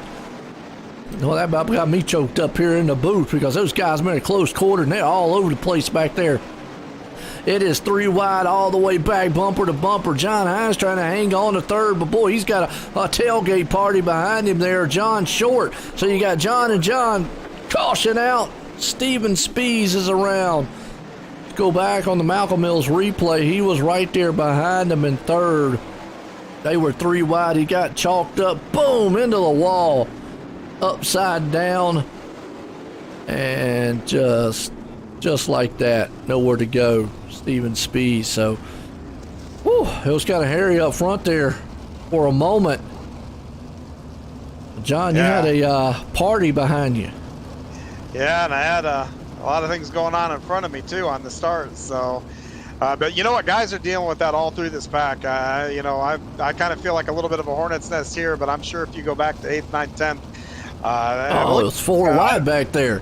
Yeah, I'd definitely rather be up here, but now after starting on the bottom here, you can work with both the top and the bottom a little bit, right, as of right now. But this is dirt track racing. It can all change here in 5 minutes after we get a few more laps on the track here. Well, like I said, right now you got the boat up there in third place. Is it going to be a good vacation night for you if you can get up there and tackle? Chapman, we'll have to see. Spangler, though, he's right there in second. Hines is third. As all these guys, looks like we might go single file on this one, so that'll be interesting. We've got John Short right there behind Hine. So we've got John and John hanging on to third and fourth. McLaren there in fifth. Pace cars off. Green flag. We're back at it again. Chapman gets another good jump there. Spangler right behind us. Spangler's going to try to throw it down on the low line. Oh, car round. Just like that. That's Dan McLaren. Oh, wow. And it looks like Jeffrey Barker got a piece of that too. But let's go back here on the Malcolm Mills replay. Get a shot of maybe exactly what happened to McLaren. Oh, he drove it in the turn, and when he drove it in the turn, he just got into the car in front of him there. Wow, spun it around on the bottom, so caution out. Just overdrove the turn. Guess that's easy to do down there. What do you think, John? Yeah, it can be, just because, you don't have the grip when you get down here earlier in the night. If you overdrove it, there's enough tack on the track to kind of slow the car down. Right now, if you overdrive it, especially if you're, towards the bottom, you're going to just slide up the track. There's not really a whole lot to help you out. And if you do it up top, the only thing to catch you up there is that wall. And we've talked about that before tonight. If you fight the wall wins. So you don't want to do that either. And that's the thing. I don't want to jinx it. We've not seen anybody yet tag that wall out of that turn. Well, as we get more laps here, that position's going to go a little bit further up. We're probably about a half a foot. It'll probably go about another half a foot is what I'm going to predict here. Yep. And like you said, you got to get up on that top side cushion. And we'll see here as the green flag flies. And whoa! Well, John Boy got on a hammer there, and that thing came out under just to show you how much power these 410s do have. In the meantime, that's going to put Short right there on his outside. Going to throw it up there on that top side cushion. Caution out McCarron around. It's Jamie McCarron. Let's go back to Malcolm Mills replay here. See what happened to him. He's back there in that blue and white machine.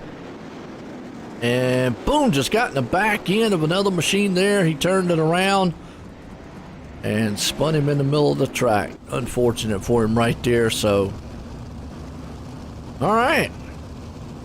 Slows the pace down a little bit. What goes through your mind during these caution laps here? Well, you take your breath, you analyze who's in front of you, you look at your relatives, see who's behind you, and, just try to make a game plan for when you go back to green, try to, think back, what worked that last little run, what didn't. Unfortunately here, well, we didn't get a long run in here, so, guys that could have had a problem on the start, like me, or spun the tires a little bit, you want to make sure you don't do it on this one. So if there's other guys in the pack that did that, they're going to be thinking the same thing here, especially as we go here to 1 to green. It's just kind of, take a deep breath, and we're going to go back at it here.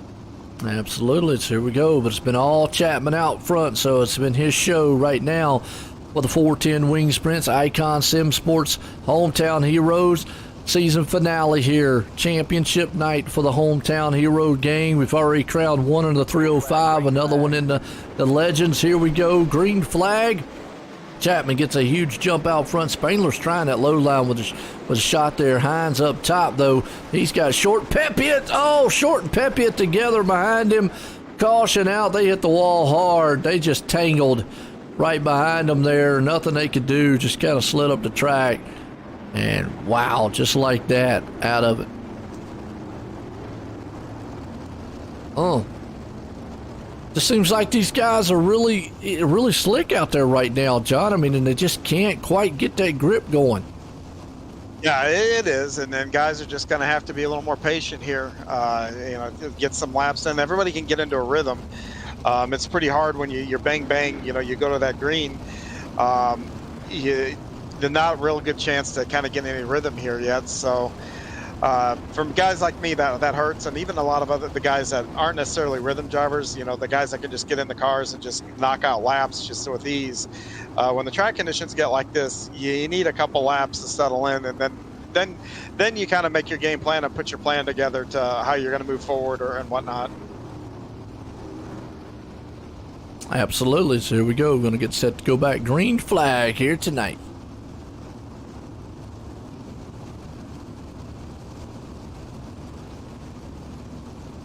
All Chapman out front. Spangler's been there behind him, so see what happens. Chapman, green flag. He gets a good jump, but here comes Spangler to the inside. He's going to be able to get that slider, not going to be able to complete it. Chapman's had that high side rolling all night long. Hines still hanging on there up the top side. He's got Steele right behind him. Ross and company back here. Got a good side-by-side duel happening around about the 6th, 7th place spot. Daniel Vaught right there. Jeff Flero. Andrew Smith. Boy, he threads the needle. Well, Hines going to close it in on the back end there. Spangler moves back up to the top side to try to block that one there. Slow down the pace a little bit. We go back to about the 14th place spot. You got Nathan Aldridge. Jeez. They got a good battle happening with Bixler and company, so you got good battles all over the track. Here comes Preston Cranmer up to 8. They're on a 2-wide, 2x2 battle. Oh, got a car tapped the wall right there. Not sure who it is. Yellow car, looks like Kyle Parker. Nope, Daniel Vaught. Put 2 wheels up. Oh, Jeffrey Barker's around. Go back on the Malcolm Mills replay. See what happened to Jeffrey Barker. He's down low in that blue and white car. Doesn't have his front wing. And he just caught the donuts down there and spun her around. There's nothing you can do from that point on. Catch them and it's a done deal. All right. Well, you got there on the back end of Spangler, John, but you weren't able to get around him. What do you got to do? He threw a really good block and how they get out of it not to run him over. But, it's tough conditions out here. Like I said, all these guys everybody's got to deal with the same thing here. And We got a few laps in there. Starting to get in a rhythm up top. But look through the pack here. I still think especially down here, the slider line, as you come down through the corner, is good because you can slide all the way up and catch it right up here. And when you do so, you look back through the pack, guys will be making passes using that very line, I think, back through the pack. Absolutely. So it's all Chapman out front. Here we go. See what happens on this start. It's been a very, very good one for Chapman. I know he's enjoyed it so far. Let's see what happens. Lights off on the pace truck. Green flag. We're back racing here. 410 wing sprints. You see Chapman gets that good jump, and Spangler tries to get that jump on the bottom, but just can't get the bite coming off. He's going to leave that high side open there one time for Hine. As Hine moves it up a little close this time, he's not able to back it off. Spangler's able to get it, and G.J. Boydell is around. Let's go back to the Malcolm Mills replay. What happened to G.J. here? Kind of a wrong place, wrong time. He got tagged in the side, slid around. Wham. All right, I got to ask, John, because I know a lot of people out here probably are wondering this question we normally don't ask. How frustrating are the cautions when you know you got a fast machine and Mike could pass the guy in front of you? Fairly, but you just got to keep your composure, and you go back and do it all again, and just kind of try to remember what you were doing, and get back into that rhythm as quickly as you can as soon as the green flag comes back out. I'll tell you what. Week in and week out too is a really good one. I always reference the cruiseshopfw.com on your car, and have since you were in some other leagues that I did and saw and whatnot. But I gotta ask, what do you feel like you got? I always say you either got the speedboat, a tugboat. Which one do you feel like you got tonight? Not sure. Well, yeah, obviously you don't want a hole in the boat, because that's definitely going to slow you down. But here we go, green flag, back at it. As always, John knows what he needs to do on the track. He slides her up high right there that time. Broke a little momentum, but he's back at it again. Battles on for second. That's what he needs. Spangler's hit those inside tires there and bounced it up and down. So John Hines trying to fight back on the top side. Spangler's down low. He gets a good run there, and he comes up into the drive line, and Mike Kramer around in the back. Let's go back on the Malcolm Mills replay as caution is out. Mike Kramer, they were 3 wide back there, and then he was pretty much wrong place, wrong time, boom, and then he ate the big donut, the big one. All right, John, you almost had it right there. You had a good run up top. Well, I did have it because Wow. I beat the line, and he's going to argue over this, but iRacing's put me in front of him. Yeah, now that is crazy because normally you would be the last lap. Yeah. See, I'm telling you what, I read conspiracy theory. Yeah, and I've been in the shoes that he's been in, and I'm telling you, I have invented cuss words being in the spot. Frustrating. I mean, it's got to be. And again, it's nothing that you did. It's nothing that Spangler did. And I've been trying to wrap my head on how iRacing does it. And I understand in the real world of dirt, folks, if you're new to dirt, which you're new to racing. But if you're new to dirt, if you're new to NASCAR has timing sections around each part of the track, and when those guys go around. So if a guy makes a pass on a guy, and as long as it's within the timing section, they're going to keep that spot. In dirt racing, though, it goes off the last lap. And what we were referring to here is technically Spangler probably should have got the position back, but nonetheless, iRacing gave it to him, and there we go. We're in the position we are. But either way, it's still a battle on for seconds. We're back green. Boykin Hine, he's going to get up here and try to battle it on with Chapman.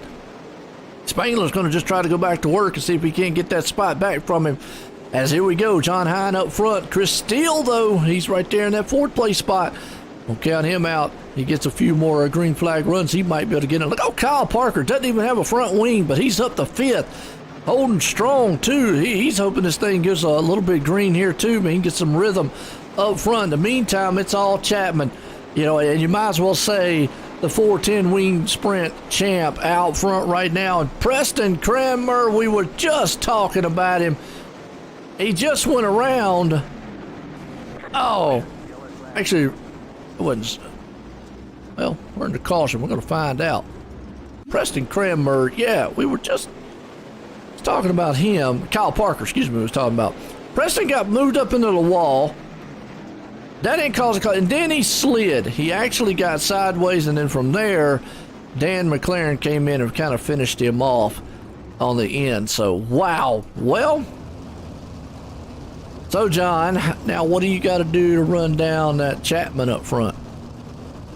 Well, my best bet here, from what I'm seeing, is I need to take him out right now under pace, while the pace truck. He's behind the pace truck, because that's about the only way I'm going to stay close to him. So he's got it. He's hooked up. I just need him to make a mistake. And I've been around Blake an awful lot. Not only in this series but other series, and he's not a guy that I'm not going to take bets out that he's going to make a mistake. So my goal here now is just to try to hang on here and try to bring it home with a decent finish. There you go. We'll have to see what happens. We're getting set to go back green. It's been a thriller so far here in the 410 wing sprints. Let's cap off this night here tonight. All right. I know Chapman would love to cap off tonight with a win, because already putting the championship in his pocket, he would love to just go ahead and say, I'm going to win it too, and make it 2 for 2. Hines got other plans as he's right there. Here comes Spangler, though, trying to see what he can do down low. Spangler's been the only one running down low. He would love to get some green flag runs and maybe get that inside lane going. Behind him, here comes Chris Steele. Boy, Steele threw a slider on the inside of Parker. I do not know. Not having a wing on the front side of Parker. Parker's like, hey, this thing has woke up. Brian Moore around, and I think this is the one thing that's going to hurt as we go back on the Malcolm Mills replay. Let's watch what happened to Brian Moore here. He's the one that's down low there, folks, and a little contact between him and not sure who that was, but fortunately just a little contact that went around. So Kyle right now is coming through the field, but he would love to see, that what's killing the momentum of him is the cautions, and it's impressive what he's doing here, John. He doesn't even have the front wing on that thing, and he's already up to 4th. Yeah, that can affect their handling just a little bit, but Kyle sounds like he's making it work. And we got something though. Yep. With him not having that front wing, and I know we've talked about it, yeah, it could probably make the car tight, but could it also loosen that rear end up to where it make that thing rotate and slide better in the turn? Yeah, but you know what? You really don't want it what it will actually do is to put more wing on more wind, more air and whatnot going on that top wing. It's not pushing it around so much, which actually will tighten the car up a little bit. Okay. Conditions like this, that'll be a big help, because it's slick as it is. And the reason I asked that, John, was because it looked like he was able to slide a little better in the turns is all. Yeah. Well, he can get a lot more aggressive with it, because he's probably got a little more downforce across the back end of his car. I got you. Okay, cool. Well, I tell you what, here we go, back green. John Hine hanging on the second there. Chapman out front. Green flag flies, and here comes Spangler. Spangler's going to try that low line. He's been the one trying it all night long. He's going to dive it on the inside. He's going to be able to get that slide job. Boy, here comes Hine to the middle. And we just talked about Parker. Here comes Parker, going to close in and bring it up to the party. He's hoping it goes green for a while, but he is very aggressive going in those turns. And as we just saw, John talked about it. That's what it looks like. He's got so much downforce on that machine, he's able to throw that thing into those turns. If he can hang it on straight right now, he's sitting in the 3rd place spot. Kyle Parker is. He's closing in on the back end, though, of old Hine. Hine's trying to see what he can do, search around the track. He's got the good slider line happening right now as they come out of turn 3 and 4 into turn 1 and 2. You see Hine takes it up to the top side there to cushion. In the meantime, Chapman's out front. Parker's trying to close in, though. He's all over the back end. Good slider line there again by John. White flag one more time. Won't matter what they do on the track. Does Parker got enough to close in? Does Spangler got enough to get up there? 2 more turns here to battle it out. Parker's going to try. Not going to be able to get it done. Chapman's going to win it. Hines going to come in second. Parker's going to hang on to third. What a finish to this one here, folks, as I'll bring up some of these guys here. Get a word with them real quick. As what a race this was to cap off the 410. And I know, and we're going to do a little different here because, well, our winner actually is the champ. So we're going to get a word in with him maybe last. Let me see if I can't find some of the other guys here. We already got John, but I need Kyle Parker and Blake Chapman. Let's see. There's Kyle. Kyle's having a pretty good night here so far, folks. And then I need to bring up Nicholas Vickery. That guy has pretty much just, he's won everything tonight, championship-wise. We find Nicholas Vickery right fast, folks. Hope he hasn't dropped out, went to the party. Nope, there he is. All right, so let's bring up third place man, Kyle Parker. Kyle, Joy in the booth, got a copy? Yes, sir. Well, man, you were coming through the field and an impressive run. You didn't have the front wing on that thing. How was that thing handling? Because it looked like it was on rails at some point. I mean, you was doing an outstanding job. Yeah, it actually just felt way more like comfortable through the turns, especially the high side and 1 and 2, and then that slider in 3-4. I don't know. It just was, the back end wasn't kicking out. It was just felt great. You know, I actually wanted to pit like 3 or 4 times. And then I'm like, you know what? I'll stay out. I'm in 12th, you know, because I got in early with Barker. I caught his back end, and it took me all the way, I think, the 21st. So. Absolutely. I mean, you were able to, you just flew back to the front like that. I mean, we were talking about it on one of the cautions there. I just noticed it looked like you were handling very well in the turns. But, man, what a night it's been for you here for the Icon Sim Sports Hometown Heroes. The 305s is able to bring home and a great finish tonight here in the 410s. A great finish here. You got anybody you want to thank to cap off this awesome season? Oh, yeah. Spartan Racing. You know, congrats Nick again for winning the 305s. That's awesome. You know, that's another championship for Spartan Racing and himself, his first one. So hopefully, and the Legends we got, too. Yeah, and the Legends too. That's right, twice, and look at that, almost swept it. But maybe next year. But yeah, Diggs race setups, Kingsley Heating and AC, BMR wraps for the design, and then you guys for the broadcast and GForce for throwing this all together. Well, I tell you what, as always, Kyle, man, a pleasure to get to talk to you there. Awesome run, an awesome night for you there. Third place man, Kyle Parker. Well, we got John Hine up here, second place man. John, we talked to you throughout the cautions there. You were able to hang on to second. Kyle made it interesting there, though, and he said it. He said the thing actually felt a lot better without the wing on the front there. But you came home second. How's it feel to cap this awesome season off with that? Nice way to end the season. Kind of bookended them. I think I got a second the first week out and second the last week out. Took some weeks off there in the middle. So all in all, a fun little season here, and we'll move on, get ready for next season. Oh, I'll tell you what, is like you said, a good season, good way to cap it all. Come home in second there, and to finish it off. You got anybody you want to thank for an awesome win or awesome second place here tonight? Yeah, I would just like to thank the cruise shop. You know, I've said it a million times here. You know, we can get out, move about. Go over to the cruise shop, fw.com. You know, get a hold of Brenna, and she'll send you anywhere you guys want to go. Help you guys out with your travel plans, and be there along the way if you need anything. That's a good thing about having a travel agent. I also like to thank Epsil and Sprint Wraps. Those guys do a great job on the car. All my cars look fantastic. All of Gambler's cars look fantastic that they've worked on. If you guys want a great wrap, if anybody's out there watching, thinking, hey, you know, I kind of like the way those cars look, go over to Facebook, look up Epsil and Sprint Wraps, get a hold of them, and they will get you set up, get you looking fast. They'll do it at a good price too. So hit them up. And I also like to thank Gambler Motorsports. Those guys are the absolute best, and you know,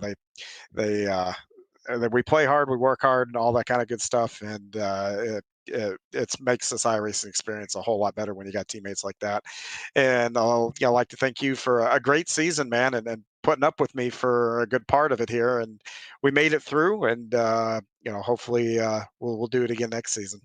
Oh, absolutely. I tell you what, it's been a pleasure, and it's always getting the insight and what these guys do on in the track and off the track is always exciting. And nonetheless, but there you go, Gamblers Motorsports on John Hine coming home in second. Well, folks, before we go on down here, we got the guy who pulled it off not once but twice tonight. The 305 and the Legends for the Icon SimSport Hometown Heroes. This man is the champ not once but twice. Let's bring him up here. Nicholas Vickery, Joe White in the booth. Got a copy? Yes, sir. Can you hear me? I can hear you loud and clear. How does it feel not only to say once but twice, here's the champ? Well, and Kyle kind of alluded to it earlier. It's a really good feeling to know that I was able to get both championships without winning a race. Right. I couldn't do it the easy way. I had to do it the hard way. Well, you know what? I've always said, and the old saying is consistency wins championships. You can win a lot of races, and it's nice to win them, but that consistency wins championships, and that's the big picture. But, man, what a season. What a way to cap it off. The 305s winning the championship, and then the Dirt Legends winning the championship. And I know it was a little harder than that one to get it done, but you did it all season. You kept it going. I mean, what's it feel like? I mean, and then coming back next season to try to repeat. What's it feel like to win two championships in one night? Yeah, so I've been with GForce. I think this is my third or fourth season, and I've done a lot of finishing second in championship, I guess, standings. So I've got some pretty good experience finishing second. And it feels good to finally be able to get it done. And it definitely was not easy tonight. I knew coming into tonight it was kind of like D-Day, for both races because, Vault only having a 3 or 4 point lead in the 305s, it was going to be tough. I had to have a good night. And then in the Legends, it was a little harder. We had to do a little more math. We were actually doing math during the consolation, to figure out where I needed to be and not to make any mistakes and really where I could finish if I did get in trouble. So yeah, I mean, it's a good feeling to finally be able to get it done. And I'm glad that I could do it in the hometown series. Like I said, this series has been amazing all year long. What GForce did with it is, it's pretty amazing. So. Absolutely. And I tell you what, it was awesome to watch. 305 Dirt Legends champion here tonight, Nicholas Vickery, pulling it off here. You got anybody you want to thank to cap off this Icon SimSports Hometown Heroes and being the champ here? Yes, sir. Yes, sir. Spartan Racing #1. Those guys over there, man. We race together every week. We spot for each other. We talk to each other pretty much every day, all day, on Facebook Messenger. Can't thank those guys enough. We bounce ideas off each other and just help each other out. VMR Wraps. If anybody out there needs a wrap, come check us out on Facebook. Mirror Image Auto Spa. Definitely want to give a big shout out to them. They watch all my races. My buddy and his family. So if anybody's local to like Wilson, North Carolina, if you need your car washed, go check them out. And then of course, you guys for doing this all season, and then GForce for keeping everything glued together. Well, Wilson, I know where Wilson's at. It's about 2.5, 3 hours from where I'm at. So there you go. I've been in that area. It's a little small town, folks, by the way. So there you go. But hey, I tell you what, Nicholas, man, as always, awesome to see it out there. Again, congratulations on being the champ here in the 305 and the Dirt Legends, as always. Again, congratulations there, Nick. All right, thanks, Joe. There we go, champ there. And, we're bringing this guy up here because not only is he the champ, he won it here tonight. Blake Chapman, joined the booth. Gotcha. Well, all right. Not only one, you're the 410 wing sprint champ here for the Icon SimSport Hometown, but you put it in victory lane in dominating fashion. One, you knew coming in, pretty much it was have fun. How was you feeling? I mean, was it, like, hey, look, I want to win this thing and just cap off the season right? Well, I really wasn't thinking that at the very beginning. I was just looking to race clean and have some fun. But when I got the pole, I'm like, I'm going to try and get out to a big lead early, and I did. So just kind of went from there. Well, you definitely did, and you was able to hang on to it. Now, John put a little pressure on you every once in a while. Spangler was back there. Was you maybe worried about those cautions there anytime? Yeah, I definitely didn't want to see those cautions, but Patrick, my teammate, he was telling me that I was untouchable running the top, so I just kept it up there. And John did put some pressure on me, but not enough in the end. Well, man, I like that. I like that. I like confidence, and the man just came out talking about untouchable, and you came in with a points lead that pretty much was untouchable. You had a huge monster lead coming into the 410 wing sprints. So the championship was there for you at the end, and that's another thing. You are the champ, by the way. They can't take that one away from you. Awesome run, but then you came in tonight. Awesome win here. Hey, what do you got to say about being the champ here, though? Feels pretty good. I believe that was my first win on the season, though, in these 410s. So it's just being up front and being steady every week. That's what really gets you those points. Absolutely, and we talked about it. Actually, Nicholas Vickery earlier, he won both championships in the Dirt Legends and the 305s, and didn't win a race all season long with it. But so I've always said consistency wins championships. And there again, pretty much you could about say the same thing. He came in just being consistent all season, winning in here tonight, and there you go, and still had that monster lead just coming into this one. But man, nonetheless, you won the race here tonight. You won the championship for the 410s and the Icon Sim Sports Hometown Heroes. You got anybody you want to thank for an awesome season? Just the guys down at Wide Open Motorsports for bringing me in, VB7 setups. Whoever had this idea for Hometown Heroes was really great idea. High car counts every single week. You for doing this, Joe, every week, and my parents, grandparents for all the support. Man, I tell you what, it's always like to see the family members out there, and I know they're jumping up down in excitement right now because you are the champ here in the 410 wing sprints and the winner here tonight in the season finale. Again, Blake, congratulations on it. Thank you. There we go. Well, I tell you what, folks, what a season it was. What a way to cap it off. We had a man who walked out of here with 2 championships tonight, and Blake Chapman dominating fashion here earlier. John, I tell you, what a way to cap this thing off here for the Hometown Heroes. You got any final thoughts on it? No, just a wonderful season, and I think I can speak on behalf of the league when I just want to say the thank you to each and every driver that came out and supported it through this season. And we were able to do some good causes and highlight some good causes. Just a fun season, and Hometown Heroes will be back. We will do it again this next season here, which will start in just a couple of weeks. We don't know the track yet. May stay the same. We may go somewhere else. But what a great season. And like I said, Joe, again, just thank you for letting me come up and hang out and putting up with me.